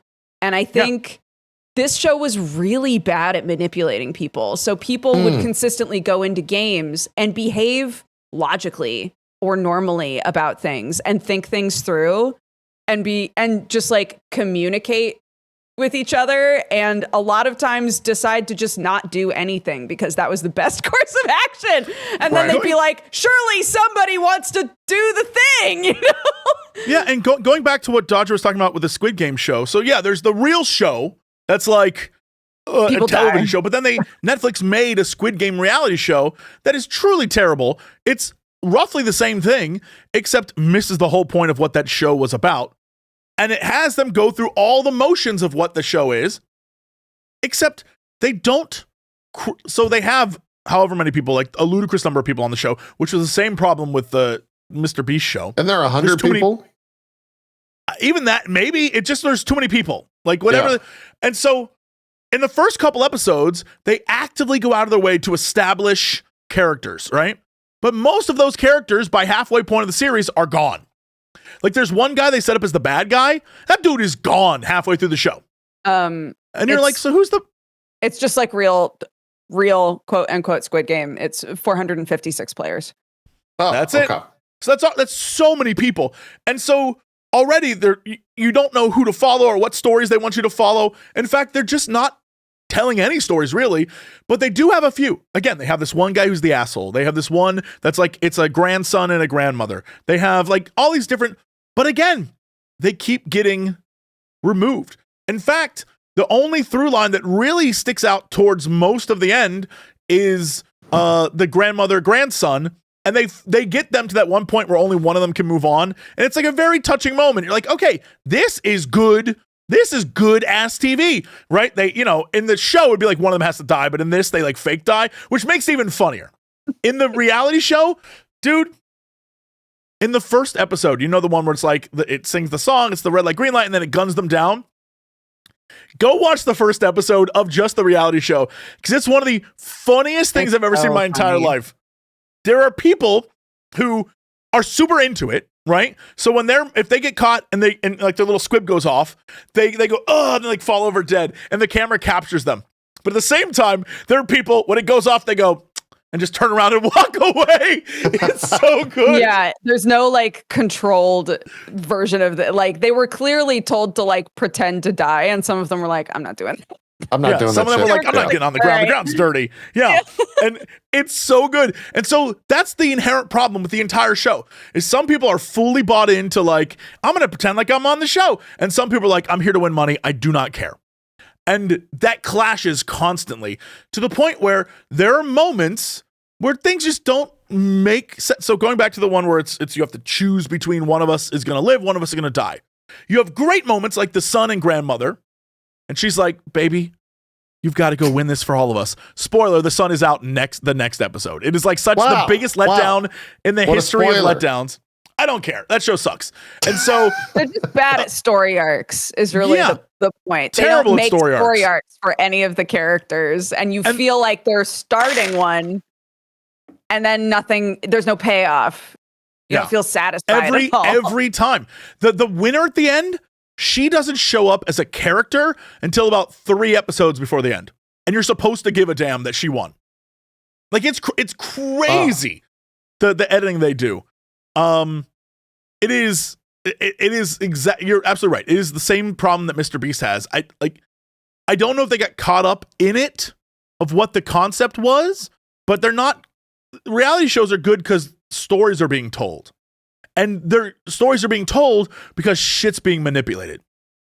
Like the producers are going in and they're getting people to say certain things and do certain things. And then at the end, they edit it all together to make it look like, oh, that was the bad guy and that was the good guy. And this is like, they give you a story.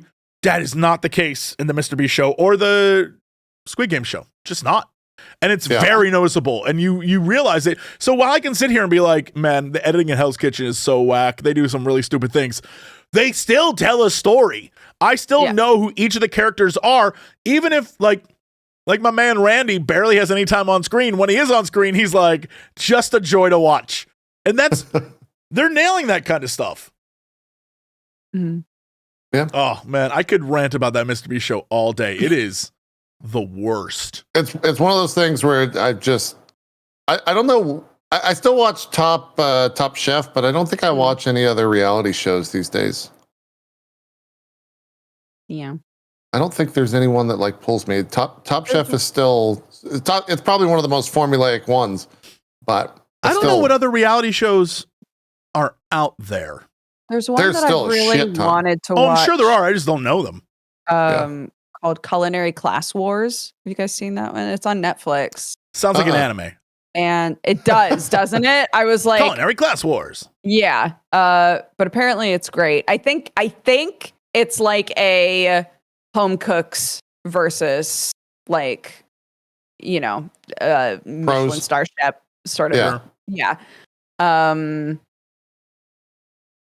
Yeah. I know my mom and my sister still watch Big Brother, like every season of Big Brother. Yeah, no, Big Brother was still huge. Yeah, it's still big. And I don't think my sister will ever forgive me for when they were like trying to get, content creators on there. And they were like, do you have any interest in being on Big Brother? And I was like, absolutely not. She was like, I can't believe you. Because she just wanted to see me crash out on live TV, which is crazy. Sure. Yeah, I mean, all the like favorites are still big. Big Brother's still big. Survivor's still huge. Top Chef. The best reality show on TV right now, the best one is Traders UK. Not the US version. Oh my god, I've the been US told version to watch that a few times. It's like a werewolf, right? It's like werewolf, right? Yeah. But like a live action version. And the US version is celebrities, right? It's all celebrities, and so they're hamming it up, and it's whatever. The UK version is just normal ass people, and it's so fun watching the British scheme. I love watching like mom and pop Brit scheme, and they're just like, "Oh, that was quite awful. We'll have to get him tomorrow, eh?" He's like, "Yes, indeed." You're like, "Yay!" Yeah, I was recommended this show by a fellow mother. She was just like, "Oh my gosh, you've got to watch Traders." And I was like, "I've never heard of this game before." And she was like really struggling to explain the concept of the show. And at a certain point, I was like, "Oh, it's werewolf." Yes. And she looked at me like I was crazy. I was like, "Okay, never mind. Sorry, I thought this was a touchstone for us, but clearly it's not." Yeah. Thank you for the confirmation, though. It's werewolf. It is really the British version is really good. It is very well done. Again, the US version, I'm sure it's great, but like the minute I started watching it was like celebrity is like, it's not gonna have the same vibe. It's not gonna be remotely the same.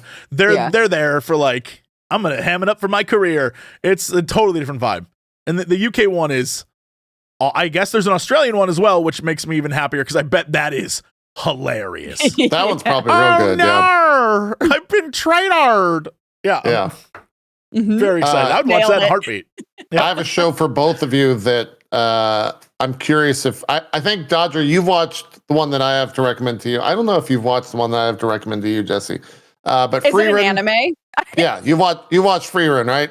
Of course, yeah. Yeah, I'm only halfway through it. Well, I don't know if I'm halfway. I'm out of episodes in, like 9 or 10 maybe. I think there's only 24 in the first season, and season 2 got confirmed. But that show's very good. It's still one of those shows. I've realized that all of the shows that I'm like super into right now are very dark. Frieren's like not a happy feeling show. Yeah. It's a pretty dark show. Yeah, moment to moment, it feels very like comforting and nice, but the overall theme overarching of the show, is. Is this the anime show that I constantly see people posting images about? Possibly, it's really popular right now. Constantly. The like general like pitch a little elf, of it, like a white-haired elf girl. Yes, yep, that's her. That's Frieren. The general pitch of it is you follow an elf girl who like doesn't really value the amount of time that normal people have on the planet. So she's been alive for so long that she meets humans, and by the time she thinks to like see them again, they're dead, right? So she just doesn't conceptualize like how long other people have, and it's about her starting to, for the first time, make connections with people and really live in the moment with the people that she finds valuable to her and that she cares about. And so it's very sweet. And she's you know, she's been around for a very long time. So you get that like that dad lore element of she'll just say shit and people will be like, wait, when did that happen? Right? Yeah. The other big part of the story is that it takes place after the big bad has already been defeated. Mm-hmm. And so the world's been saved, and like she was a part of the adventuring group. Yeah, she was part of the adventuring group, and then like 100 years pass, and for her it's like a blink of an eye, and for everyone else it's 100 years of like human life. So it's kind of like meditative in a lot of ways too, because they really harp on the fact that like she doesn't know, like what Dodger was saying, like 10 years pass, and for like a human that's, you know, a tenth of their lifespan essentially, but for her it's like the next day or whatever. And so there's a lot of conversations and contemplative thought on that, and it gets kind of heavy in some episodes. Do what?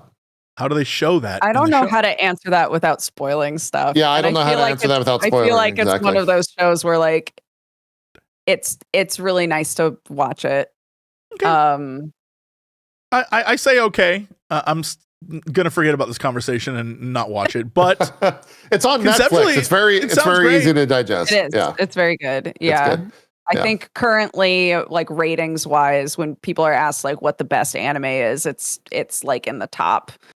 It's up because there. People loved it so much. So. I think I got interested because of the how do I say?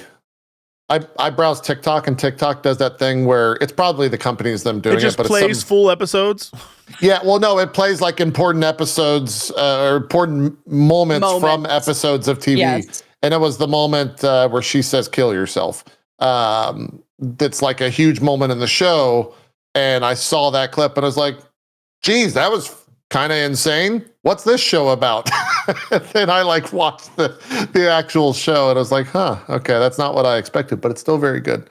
Yeah. And then Jesse, what? I was just going to say, I love how often that's the case where you like see a clip on YouTube Shorts or TikTok or something and you're like, oh my God, what is this? And then when you actually go to look it up, you're like, oh, it's nothing like that. Like that clip is an outlier, right? Yeah, it's very much an outlier for sure. Makes it seem like there's a lot more action than there actually is in the show. There's for like an anime, there's very little action. It's kind of just people walking and having a conversation. It's slice of life, but fantasy. Yeah. And then Jesse, the show for you. I don't know if you've actually watched this or even if you care about this world at all, because it is, I say world, but the Wheel of Time show. Have you watched any of that? I watched the first season, hated it. So I watched the first season, First and I was like, terrible. First season of what? Sorry. Of Wheel the Wheel of Time on Amazon. Terrible like, first so season. hated the first season. I got to the very end, and like the final episode, I was like, okay, that's kind of interesting. And then I didn't watch it I like forgot the show existed, right? And so they just started season 3 maybe like 2 weeks ago or 3 weeks ago. And there was a ton of buzz about like how good season 3 is. And I was like, what? Season 1 wasn't all that incredible.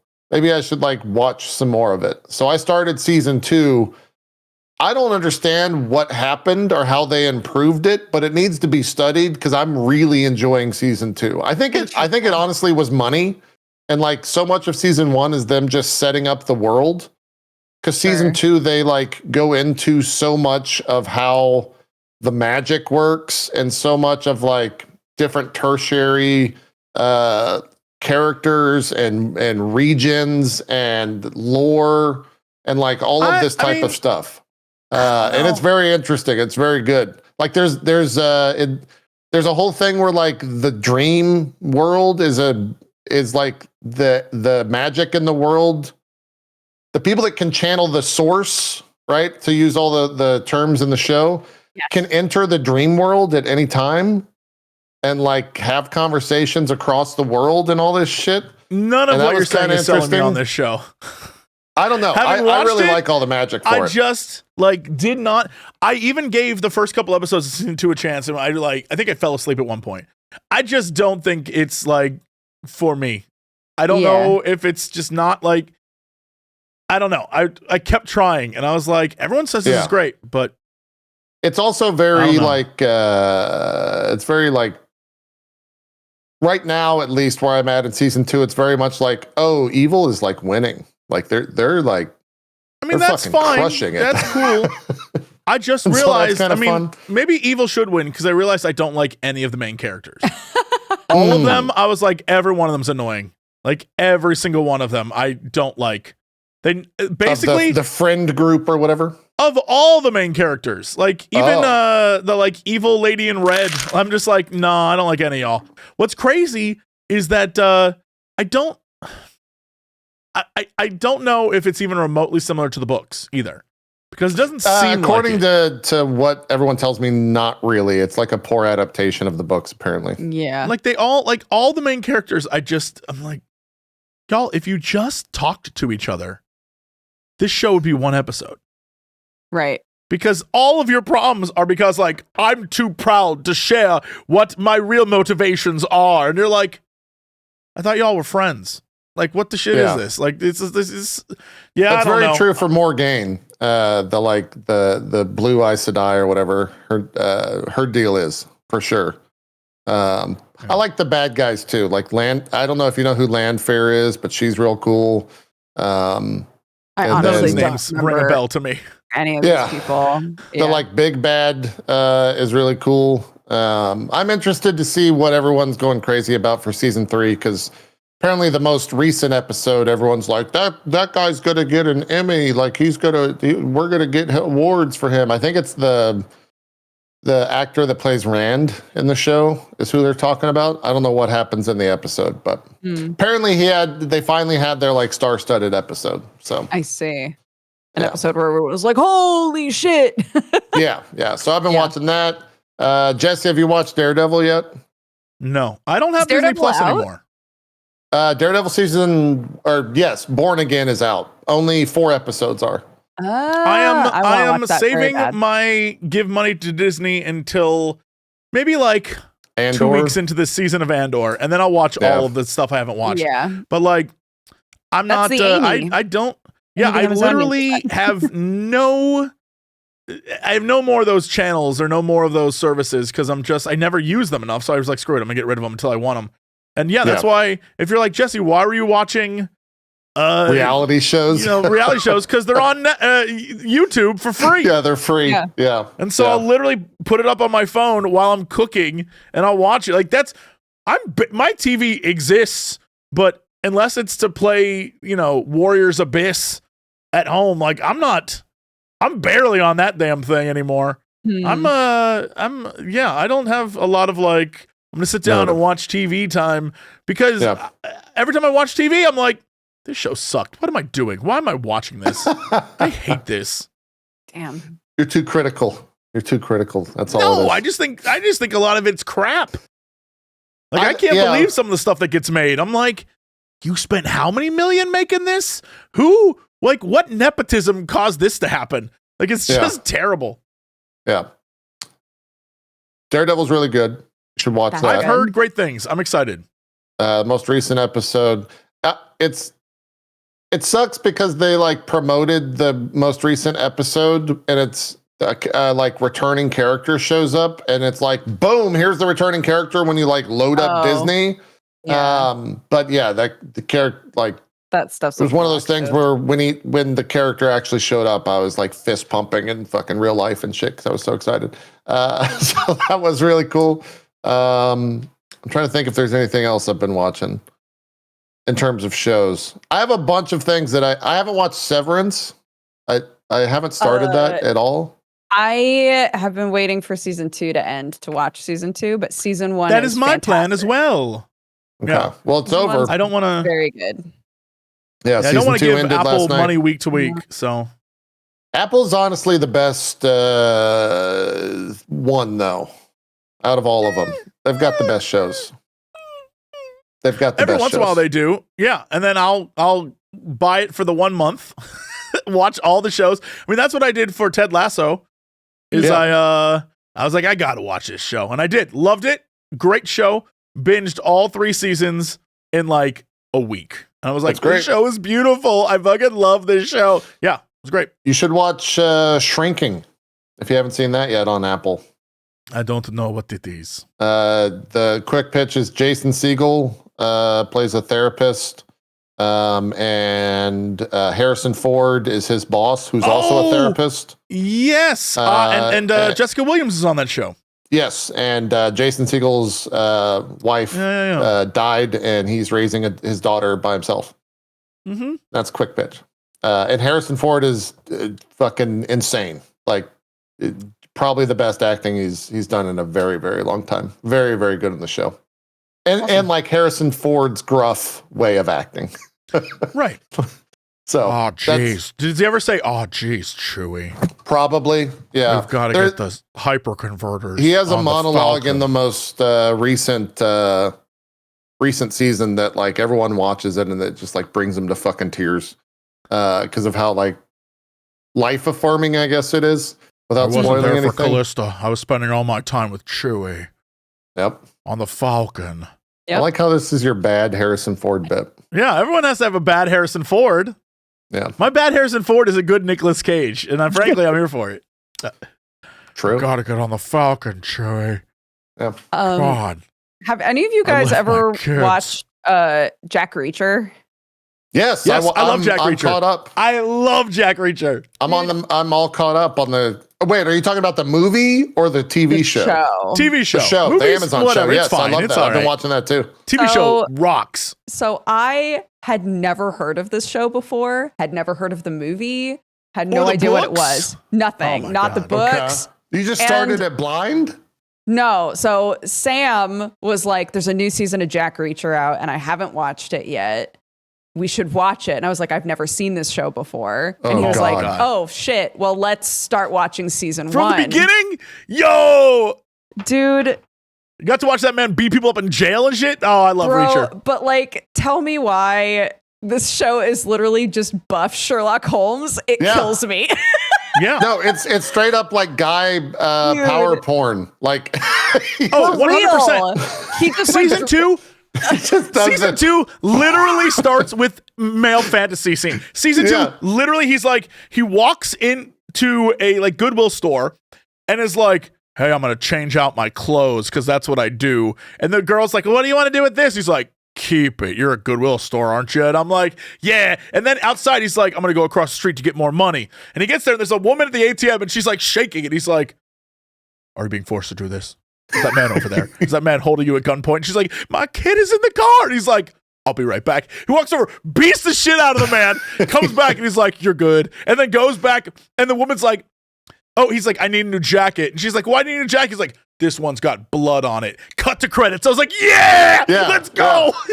Yeah, they do the cut to credits so well in that show because it's always a stinger. He always says something stupid or some like crazy new information, and then it's just black and white credits with really loud music, and you're like, oh, it's awesome. You're yeah. like, yeah, let's go. The moments just in the first episode alone were killing me because I was pointing out every single time that they really wanted to drive home how big this guy is. Like, yeah. the whole him getting brought in with zip ties, and they were like, we don't have handcuffs big enough for his big hands, you know? Yeah. And then like he goes to jail and he's laying on his bunk and his feet are like draped off of the bed. I was like, they want you to know this man is massive. It was killing me. Season 1 is great because it's like a really solid introduction to him as a character for people who don't know, like from the books or the movies that Tom Cruise made. But like, season 2 is really well done because they bring in his old teammates, and it really makes you understand like what kind of a freak Reacher is because they're all like weird in their own ways. Like his like best friend, she only ever eats cereal, which I think is like a great character trait. I love that in the show. I think it's very funny. Every scene, everyone else ordering food and she just gets a bowl of cereal. It's very cute. But like they're all weirder in their own way, but he's just so significantly more weird that it's just like, I love this. Because really he has like this, I'm the macho guy, like the entire time, but not. He is so not that character. He's so very bizarre. Mundane. I love Season 1's that. been the It's such a best, good show. I think. Season 2 I didn't like because there was more like team uppy. And then season 3, the newest season, he goes back to being a solo person for the most part. I don't know if you guys have watched season 3. There's a cop from Brooklyn, and she has like a really, really, really deep Brooklyn accent, but it also is a Boston accent every other episode because she's British in real life. That's so funny. I love that. Oh my God. Every time she talks, you're like, what is it going to be today? You get to figure that out. And then, season 3, they definitely harp on the fact that like, he ain't that big. And he like, there's a scene where he gets like basically bitch slapped and just like completely taken out. And you're like, oh shit. The power creep. They have to do that though. Yeah. They gotta have the one guy who's like, that's the tough guy who's tougher than him. And you're like, can he take him? Exactly yes, it's gonna happen. Don't you worry. He's gonna break his knees or something. He's smart. He's smart. Reacher's smart. Yeah. It's very good. I also like how the fact that at any moment, and he does this across every season, he'll just grab a person's head and slam it onto a desk if he needs to like get out of a situation. Where He loves that. And they're dead. Yeah. And they're knocked out.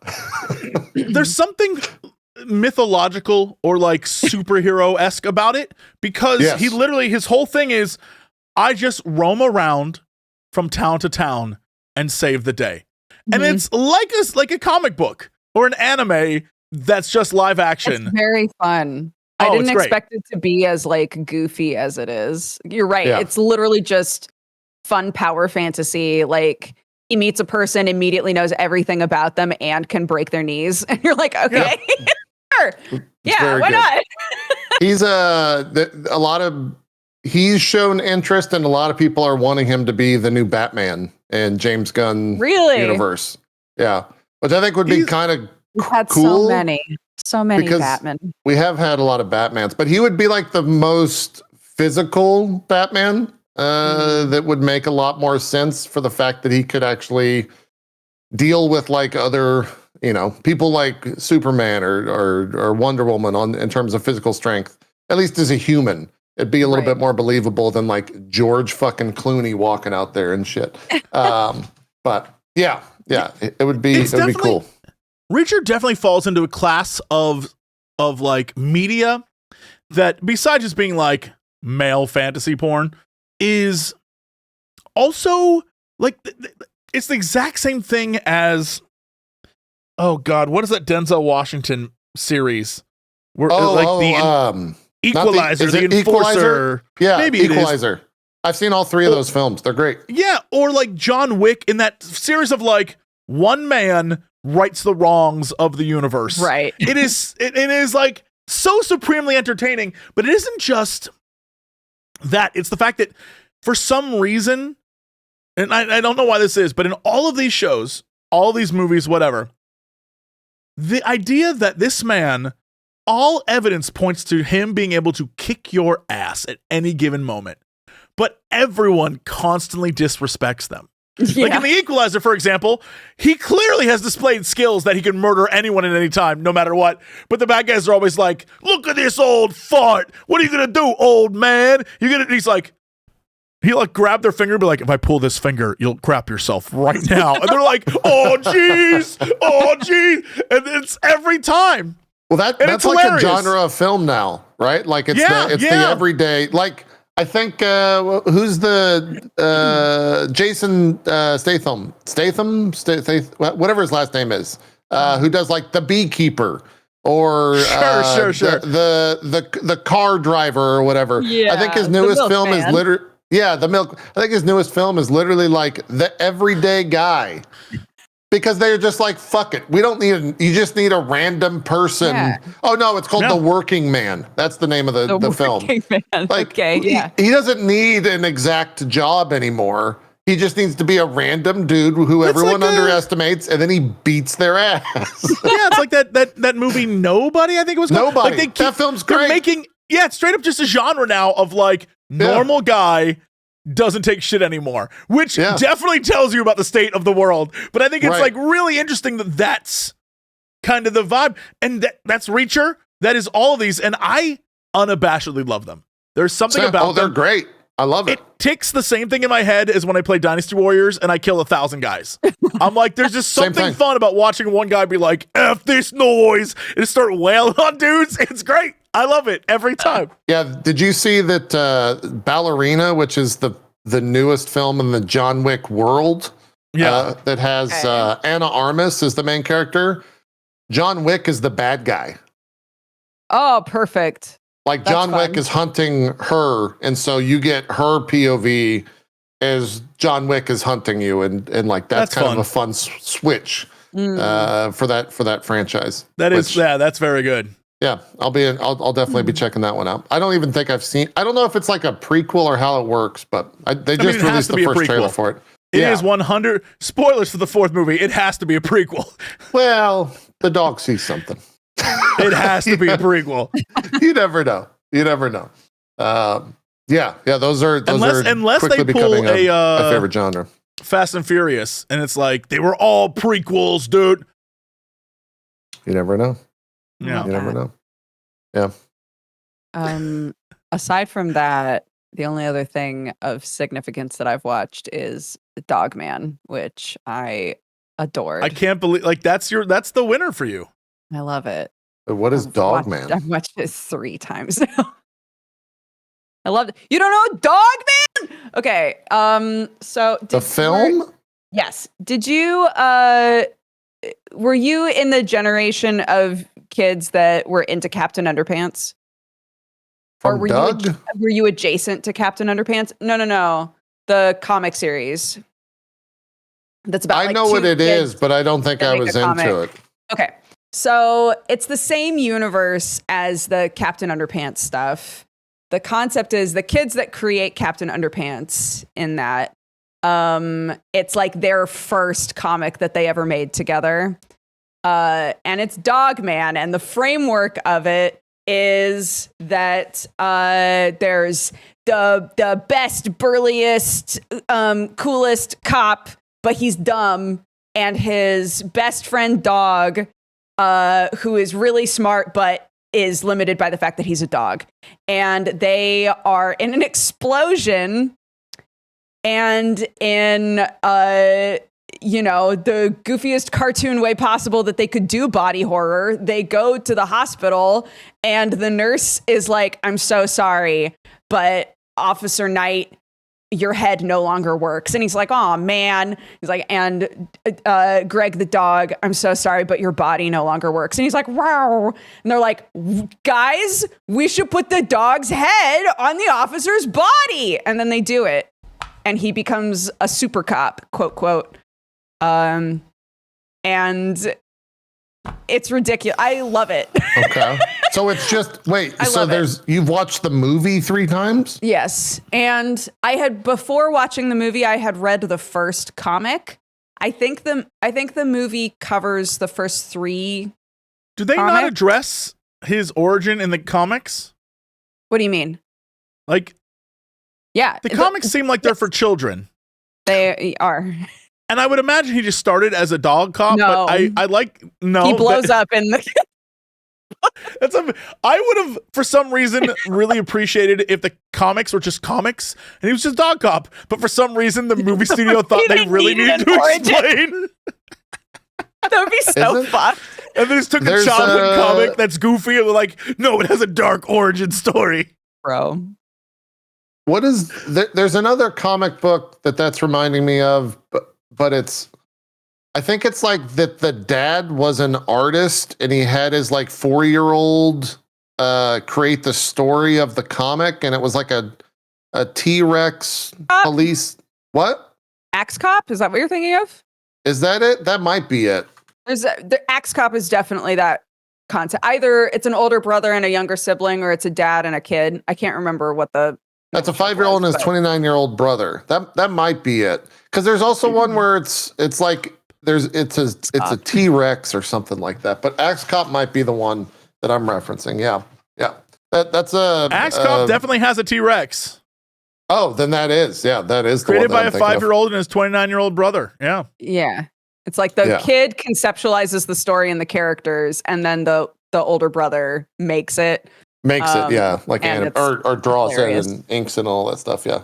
Yeah. It's a cool setup for that. Is that similar to this movie, or is this movie just like, nope, it's made by a bunch of adults? I mean, it is made by an adult. Yeah.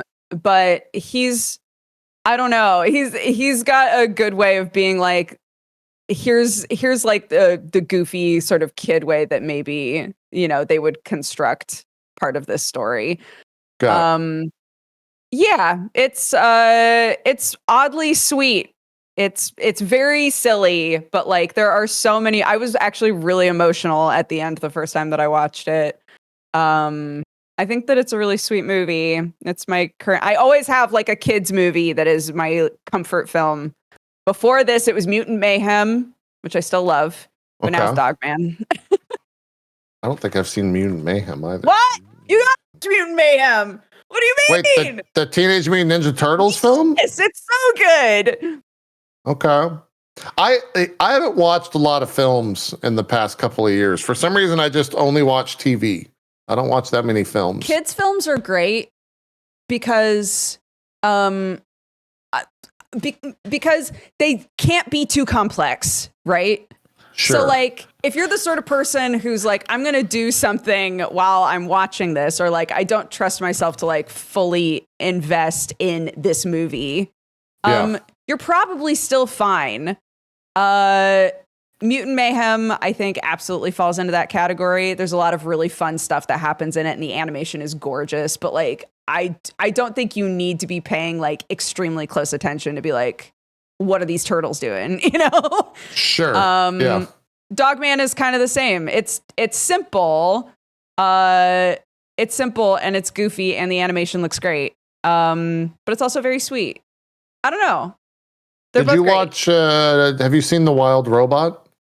I haven't, but I heard it's amazing. I haven't watched it. It's one of those things that everyone that tells me about it, they're like, "Yeah, it's great. I cried for 90 minutes," and it's like, I don't know if I want to watch. I don't know if I want that. Yeah, I saw a video that a really sadistic parent took of their kid after leaving that movie, and their kid was just sobbing.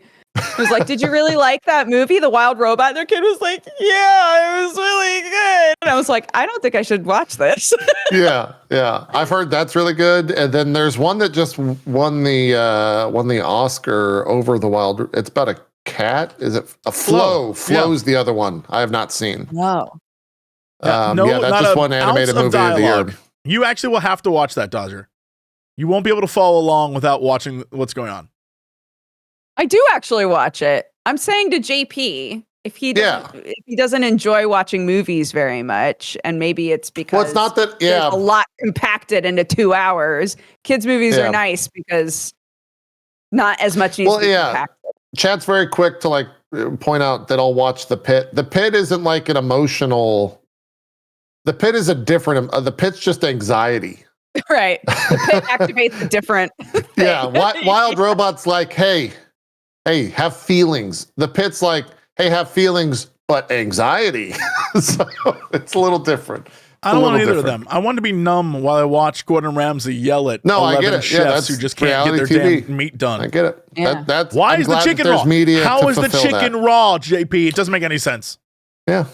I want to watch Mutant Mayhem for the 50th time. I get it. Everyone's got their own stuff. Everybody's got their thing. That's great. That's great that we can be provided. I want to watch Bob's provided. Burgers again. I want to watch Brooklyn Nine-Nine again. I don't know. Have you watched BoJack Horseman, by the way? Me? Yeah. Yeah. Did you finish it? I did not finish it. Okay. BoJack Horseman is deeply depressing.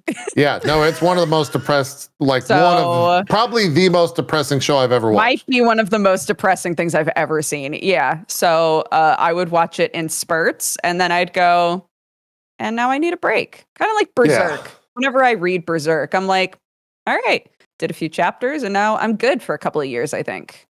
Yeah, I would binge BoJack in seasons. And that was when I was like, all right, I'll see you in 2 weeks, BoJack. I got to go to therapy. Yeah, literally. I got to go like lay in a field of flowers and like hang out with a bunch of puppies for a while. Because, that show's real depressing. But in like a very interesting and good way. But don't watch that if you're in a bad headspace for sure. No. That show comes with a million They should check out Home Improvement. Crendor with the real true tip. There we go. All Home Improvement, 10 out of 10 show. Yeah. I would go 11 out of 10. You're right, Jesse. I mean, it's a show. That's pretty good. Did you see that they're doing, Tim Allen has a new show that's the same show that he's always done, but it's new, Jesse, on ABC, and I forgot what the name of it is. It's got what's her face in it as well, who was in Thor and stuff, and can't remember her name. Kat Dennings, yeah. Yeah. I'm hearing it's Shifting Gears is the name of the show. I hear it's just as stupid as all the other comedy shows that are on TV right now. So bless. Yeah. Perfect. Great. It's centered around a classic car restoration shop owner struggling to adjust to his estranged daughter and her children moving back in. Is he like, oh no, Kat Dennings? He does the grunts. That was in the preview for the show. That's why I was like, maybe that show's not all that bad. Well, of course, no, it's definitely bad. It's definitely not a good show. He did the grunt, and I'm like, I mean, that's a Tim Allen grunt, you know? It's Tim Allen grunt. I'm realizing we're coming up on the 2-hour mark. Do we have some news we want to rapid fire? Yeah, I mean, I don't even know what the news would be since we talked not about games at all today. Okay. But let's talk video games for exactly 5 minutes. Yeah. Hey, last November, GOG announced their preservation program, which is awesome, by the way, where they're taking classic games and making sure they're playable on PC forever, or I guess however long GOG exists. I've always loved them. I shout them out all the time, so of course I will shout this out as well. The latest games included in the preservation program are Silent Hill 4: The Room, Fear Platinum, Alone Dark Trilogy, a bunch of Tomb Raiders, Vampire the Masquerade Redemption, Jagged Alliance 2, and the first 2 Wing Commander games. So if you want to go play some classics, get on it. On a corporate angle, Phil Spencer says that more movies and TV shows based on Xbox games are on the way. I guess they're making more, and it's very funny because you can definitely tell that he knows that Halo sucked, because basically he was like, guys, we're learning a lot from what we've done in the past. And it's like, yeah, I bet. Yeah. I bet. Is this whole thing like part of the Microsoft press junket or something? Is that why? Or the Minecraft press junket, I mean? Is that why I got brought up? It's part of the Minecraft. Yeah. So Minecraft comes out April 4th. It's got, all the peoples in it. And Variety was asking him about what's happening. And he's like, yeah, we are going to make more. He said, in quotes, we learned from doing Halo. We learned from doing Fallout. So all of these build on themselves. Obviously, we'll have a couple that miss. But what I'd say is Xbox community, say to the Xbox community is that, we're working on it and more is to come, that kind of stuff. So we'll see. We'll see how good things are. But did you see the, on the topic of games as movies, did you see the God of War director or the God of War writer comment? He was in an interview. I don't know exactly who it was with or where it was, but he essentially was like, yeah, I tried to play the game and then I realized I can't play games that well. So I just gave up. I've never played the games. And he's like, but I'm going to write the show. You're like, cool, man. Like, thanks for just shitting on that. Let's go to the next. And that's already confirmed for season 2. So that's great. I must stress, there's something really stupid that Hollywood writers do where they're constantly, when they're asked if they played the game, rather than just going to play the game and then saying, yes, I played it, they always do that thing where like, no, I didn't play it. Acting, I don't know if it's because like I'm too cool to play games, or it's weird. We're approaching it from a different angle. There's also like a big thing in Hollywood, and it's always been this way. Having dealt with it, I can tell you for sure, everyone loves to leave their own mark. So if you're a writer and you're given God of War, yeah, you could just retell God of War, but what you really want to do is add your own spin to it so it's your baby. Yeah. And that sucks because it never works out at all. At all. And so, yeah, I don't know what there is, but every time we like get a show, the writer comes out and is like, actually, I don't know a damn thing about it. I'm just going off of feels. And you're like, bro, what? Well, they did that with Halo, right? That's why Halo was so rough. They did that with Witcher. They did that, like everything. They constantly do that. You know what didn't happen? I don't recall a Fallout writer coming out and saying, I don't know anything about Fallout. Well, they worked pretty closely, with Bethesda. I mean, that's what I'm what's saying. His name was like an executive producer of the whole thing. And I think the showrunner for that was like, no, I love Fallout. Like, this game's awesome. Like, I've been playing this game my entire life type deal. So he just had like a respect for it. They did it with Yakuza for Amazon, where they're like, no, I've never played the games. I just don't understand why. Like, it's a weird thing to do because the minute you say that, you immediately alienate your audience. I've never understood that. I don't know what their thought process is. Yeah, especially when you have such a win like with The Last of Us, where the writers are so involved in that show and like the show's won actual awards and is doing so well. Like, that's the framework that people should follow, not all this other nonsense that gets greenlit. So yeah, and I mean, admittedly, there are times like I love Walton Goggins, so I will make excuses for that man to the end of the time. But like him saying I don't play video games, well, yeah, because he's an actor and he like his life is a video game basically. But the man's been in a ton of video games movies. I don't think actors need to know the game. Actors play one character in the world, and they need to know that character, not the game. Yeah. So the writers and the showrunners, those are the people who should be directing the actors to more accurately represent what the game is. They're just trying to inhabit the character, which admittedly the man did very well. So yeah, I don't understand why writers and showrunners or directors constantly are like, never mind all of you, I don't know what the hell this is I'm making. It's a weird vibe. Never understood it. Last tangent on Walter Goggins. Did you see the White Lotus clip with him and Sam Rockwell? Holy shit. I love Sam Rockwell. I love Walton Goggins. The two of them. For anyone who has ever, if you've never seen White Lotus, it doesn't matter. There's a scene floating around. Yeah. There's a scene it's floating like around. a 2-minute scene where Walton Goggins is having a conversation with Sam Rockwell. And Sam Rockwell is like, I came here and I just started banging Asian women. I was so into them. big, small, fat, thin. I was just having sex with like 2, 3 at a time. And I started to ask myself, why am I doing this? And Walton Goggins, the entire scene is like, He's like, I was asking myself, why do I want to sleep with all these Asian women? And I realized I want to be an Asian woman. No, he says, I am the Asian woman. He's like, I am an Asian woman. And then he goes on to talk about the things that he's done where like he hired people to have sex with him, and then he hired an Asian woman to watch him so that he could watch the Asian woman while he's getting railed. It is one of the craziest things I've ever seen in my entire life. The entire time, Walton Goggins, his reactions are so funny.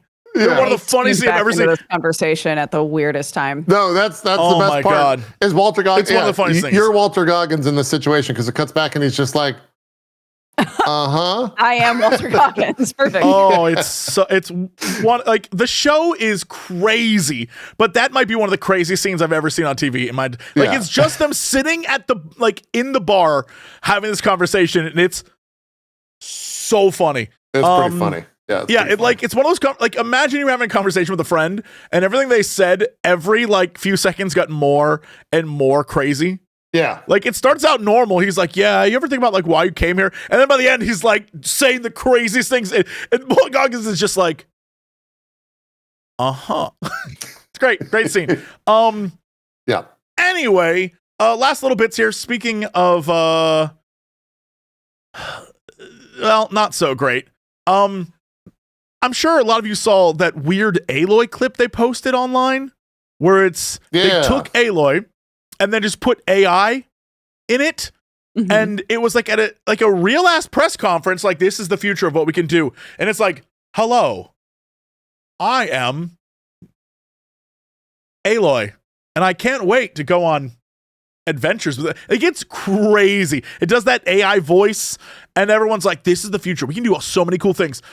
And it's awkward to the point where Ashley Birch had to be like, I do not support that. That sucks. That is terrible. That. Yeah. She had to come out against it. If you go watch that weird Horizon, that Aloy video. It is super weird. Mm. And in chat, especially considering the themes of Horizon, it's very strange they would pick that game to be like, this is our AI focus. Right. Well, and also have Aloy be like their AI character that they're pushing. Yeah. Why not have Astro? I don't know. That's a whole strange thing. Yeah. The whole AI thing is always pushing to be more and more weird. Yeah. Not a fan of that. But one last thing. I don't know if any of you saw this was sent to me in the office this week, and I just want to talk about it. There's a game called Inzoi. Yes. Yeah. It is South Korea's answer to The Sims, according to Video Game Chronicle. But here's the thing. Okay. The thumbnails for that game make it look like a Steam porn game. Yeah. When it was sent to me, I was like, what the hell is this? I thought it was a Steam porn game. It is in fact not. It is like a make your own character, live your own life, go on adventures. It is. I was already bored with the trailer, and I was like, it's not Steam porn. It was a disappointment to me, honestly, but it looks fine, yet somehow off. I don't know how to describe it. There's something about it that seems weird to me. It's like a UE5 character creator that they're like, what if we made a Sims game out of this? And that's basically what you do. You take this very highly detailed character and push it out into the world of the Sims and build a house. I don't know what about it. There's something about it that is almost Uncanny Valley, but there's it's weird to me. I think that's just UE5 in a nutshell. Yeah, the game itself is very, very, very you just, become a movie star or make buildings and craft a home like that. It's okay, cool. But there's just something about it that is really bizarre to me. And I don't know why. It almost has the makings. If halfway through the trailer, static appeared and it was actually a secret horror game, I would believe it. There's something about it that seems real strange to me. And I do not know what it is, but it freaks me out.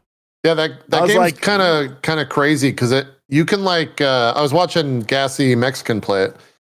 You can upload your emote and it'll create a pattern on like your shirt, and then you have like a Gassy Mexican emote shirt. And it also has like it can use your webcam and do face tracking like it's a VR model. And it like pretty much does like 1-to-1 on the voice or on the avatar of the model itself in game. That's crazy. Just through like a camera. It's pretty cool. It looks incredible, and the tech involved looks very like I cannot crap on this game. I cannot say that it looks amazing. I genuinely get weirded out by it, and I don't know why. It has like a Second Life vibe to it for sure, but there's just something very strange about it. And while watching the trailer, I was like, what am I feeling? It's an uneasiness. I'm not sure why I feel uneasy, but I feel it, and it's very strange. Yeah. I feel like if you're really into character creators, that game's character creator is like so in depth that you can make like 1-to-1. Even in the trailer, they straight up just show it. Yeah. They just show them be like, most of our trailer is going to be character creation. And you're like, okay. And they do. They show it to you, and it looks neat. It's very something I'm into, but like, there's just still something about it. I don't know. I wish I had answers. Yeah. It's a weird game. It's a weird game for sure. But that's it. That's the news. Fantastic. I'm sorry that I tuned out for part of that. My child was doing a thing. Happens. Children do things. Not to me. Not to you. No dogs, no pets, no kids, no nothing. Only me. For I have been here for 4,000 years.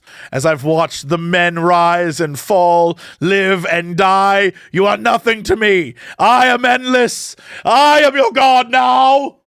You should watch Frieren. yeah, you could relate to Frieren a lot. That's the show. Yeah. I don't want to be reminded of my infinite existence. It's already depressing. That was great. Yeah, I love that we just had a whole episode where we talked about TV. We've never done that before, I don't think. That's a first. There you go. It is. Yeah, it was good. Yeah. Thanks for coming on, JP. What are you? Yeah, I'm glad I invited myself on the show. Yeah, me too. I'll invite myself on more often. I'll just yeah. You should make the thumbnail our Discord conversation of how I ended up here, because that conversation was great. What face would you have for that? What's your thumbnail face? Thumbnail face. If I reread the conversation, it's all caps, so I'm probably screaming. All right, give me your thumbnail face. I think the thumbnail face is probably something like there you go. Thumbnail face. Great. You want mine? Stealing that face. Yeah, I'd love your thumbnail face. What's yours going to be? Yeah. Is that good? Nope, I didn't get it. Nope, missed it. I was going to capture it for the world. No, that's terrible. That's an awful face. That's not good. Well, I'm glad. What? Why would you do that? Who are we pointing to, though? What if we're all pointing to the birthing scene from the pit? And we're all You're just pointing at yourself, and I'm also pointing at you. Oh, okay. Don't like that. I'm giving you advantage. Okay. All right. Yeah. All right. Got it. Yeah. It's going to be a great thumbnail, Jesse. I anticipate your all of our thumbnails are. Your creation. Yeah. Can't wait. Okay. Mm-hmm. Also, can we just put Crendor in the corner? Can I ask for a self-insert? No, he's not in the episode. No. It's just going to be your face. He's only allowed here once per quarter. Yeah. Oh, we have a deal. Yeah. Yeah. It's in his contract. We allow him on once a quarter. He doesn't destroy the world. Mm-hmm. Those are the rules. Oh, smart.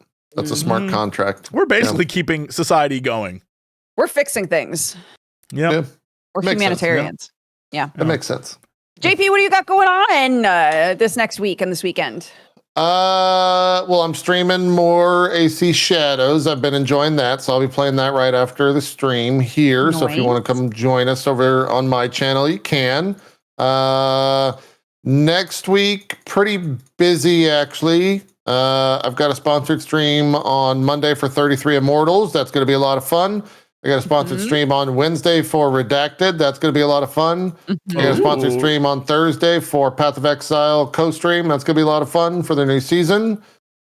And then somehow, somewhere in there, I'm going to try to finish AC Shadows. So we'll see how all that goes. Just a bunch of streaming and a bunch of sponsored stuff over the next week. Oh yeah, then there's also the first Berserker Kazan, which is like anime Dark Souls. Yes, I really liked that demo. I'm excited. I love that demo. It was great. Yeah, I'm very excited for that. Yeah, and also Core Keeper as well. I've decided just to play all the games at the worst possible time. Play everything. Yeah.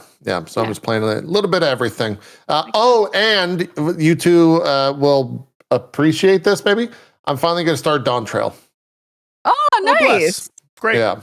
I'm going to start doing Dawn Trail on like a YouTube evening series because streaming Final Fantasy on Twitch is weird.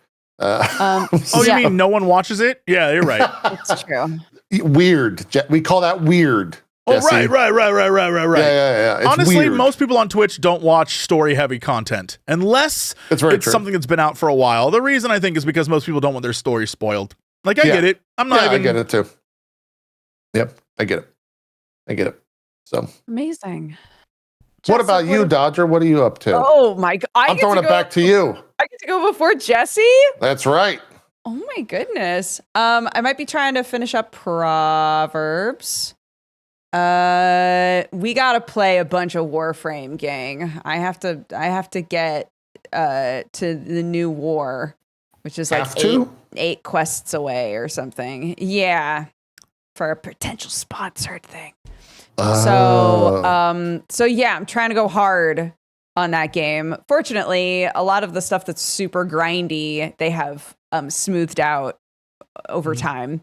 So the things that would have taken me a million years won't take me as long. But I was like, yeah, the dev team said that it should take me like 10 hours. And somebody in my chat immediately was like, no shot. Is that 10 hours? Yeah. So I'm doing my best, gang. But that game continues to be very fun. I think the main quest line is really cool. So yeah, we'll be doing some of that. I'm not sure. I'm going to be heading out to America soon, so I should probably like figure out what I'm doing with my life, dude. Well, you got to be careful. Britain put out a travel advisory for that. Yeah, you're not. Be careful. It's trouble here. Like literally, be careful. You don't want to get allowed. You don't want to get disappeared. So, am I not allowed? Are they not going to let me in? I'm just letting you know the British government was like, be careful traveling there. I don't know what's going to happen to you at the border. There. I don't know. Mm-hmm. You guys in Germany both were like, you look trouble. You look like trouble. You show up with cat ears, they're going to throw you in I don't think that's what that meant. I think that meant you guys are trouble. No, I think they meant that you're trouble, so don't come here. Sweet baby girl should maybe not go to Trouble Town. No, I'm pretty sure they were like, trouble is coming. Also, Dodger's coming to them. They didn't. That was recent. Oh. This was like 3 days ago. The advisory was about me. Right. Specifically. Yes. Yeah. I see it. Also, if you come anywhere near Texas, be careful that you don't bring anime, because that's about to get banned as well. So get wrecked, stupid Texas with your no anime. Yeah. Gotta be careful. Don't they know that Austin runs on anime? What are they gonna do? Well, it's funny because like Crunchyroll and like I think Crunchyroll's headquartered in Austin. Like all it. I'm not joking. Like that. I'm not even like I fundamentally believe Austin is powered by anime. Yeah, it's wild. Weird. So be careful and enjoy America. I'll be careful, I guess. Yeah, I'll go to Palm Springs where all the old people are, and I'm sure I'll hear some wild shit. There you go. Jesse, what are you up to? Yo, Monday. Speaking of Final Fantasy, while the servers are down and no one can play, my latest lore video will be out. So get ready. If you've wanted to play, but you've never wanted to play through A Realm Reborn, watch my video and skip it. And then you can start in Heaven's Ward and be a good, happy child. So that's all we're doing. That's next week. And then finally I'll be free of having to edit this video together. It's taken me so long. So yeah, but then I will be free to do whatever it is that I want. But That's me for the next overall. Oh, and yeah, it's more to come when it comes to like split fiction and all the other stuff. Oh, that game's great. Going on. It's great. Very good game. Yeah. Awesome. Did you see the thing where there was that secret level, Jesse? I did, and that 2 people got to fly out and like hang out with the studio because they beat the secret level. Yeah. Pretty cool story there. Yeah. Level looks also very fun, very rad. There's new That's it Sworn for stuff me. as well. I'm also probably going to play more Sworn stuff so I can do the new. Oh, the Sworn new update. Are you playing the new update? Yeah. That game's great. I'm glad that you It ended is up enjoying very fun. that game as much as you did because we pitched it to you on DF. Yes, and I played a shit ton of it. And fortunately had done enough that I was able to immediately hop into update stuff once it launched. So yeah, another great game. Good game. Fantastic. Hey gang, if you enjoy Geekenders, you can find all of the past Geekenders VODs on youtube.com/Jesse Cox. We're also on all of the podcasty things as well. If you're interested in just hearing our voices and missing all of our fantastic visual gags, of which there are always many. So many. Believe me, Just trust me. the most. It's real, I swear. Yeah, Dodger made me green this entire episode. I did. On purpose. Yep. Print it.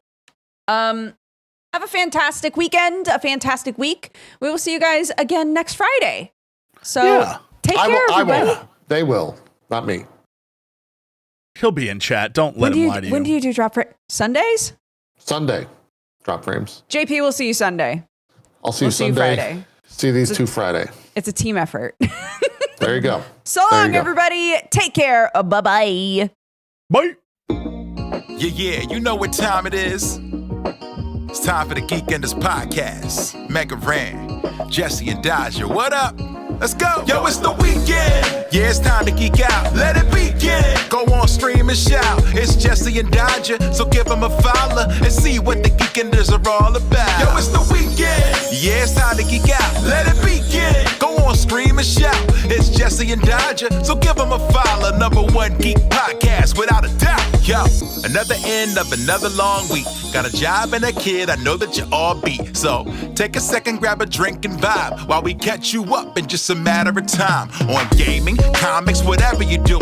If you're nerdy like us, then you know you should tune in. Thank you for sharing our world with us. Now follow, subscribe, and turn this up. Yo, it's the weekend. Yeah, it's time to geek out. Let it begin. Go on, stream and shout. It's Jesse and Dodger, so give them a follow. #1 geek podcast, without a doubt.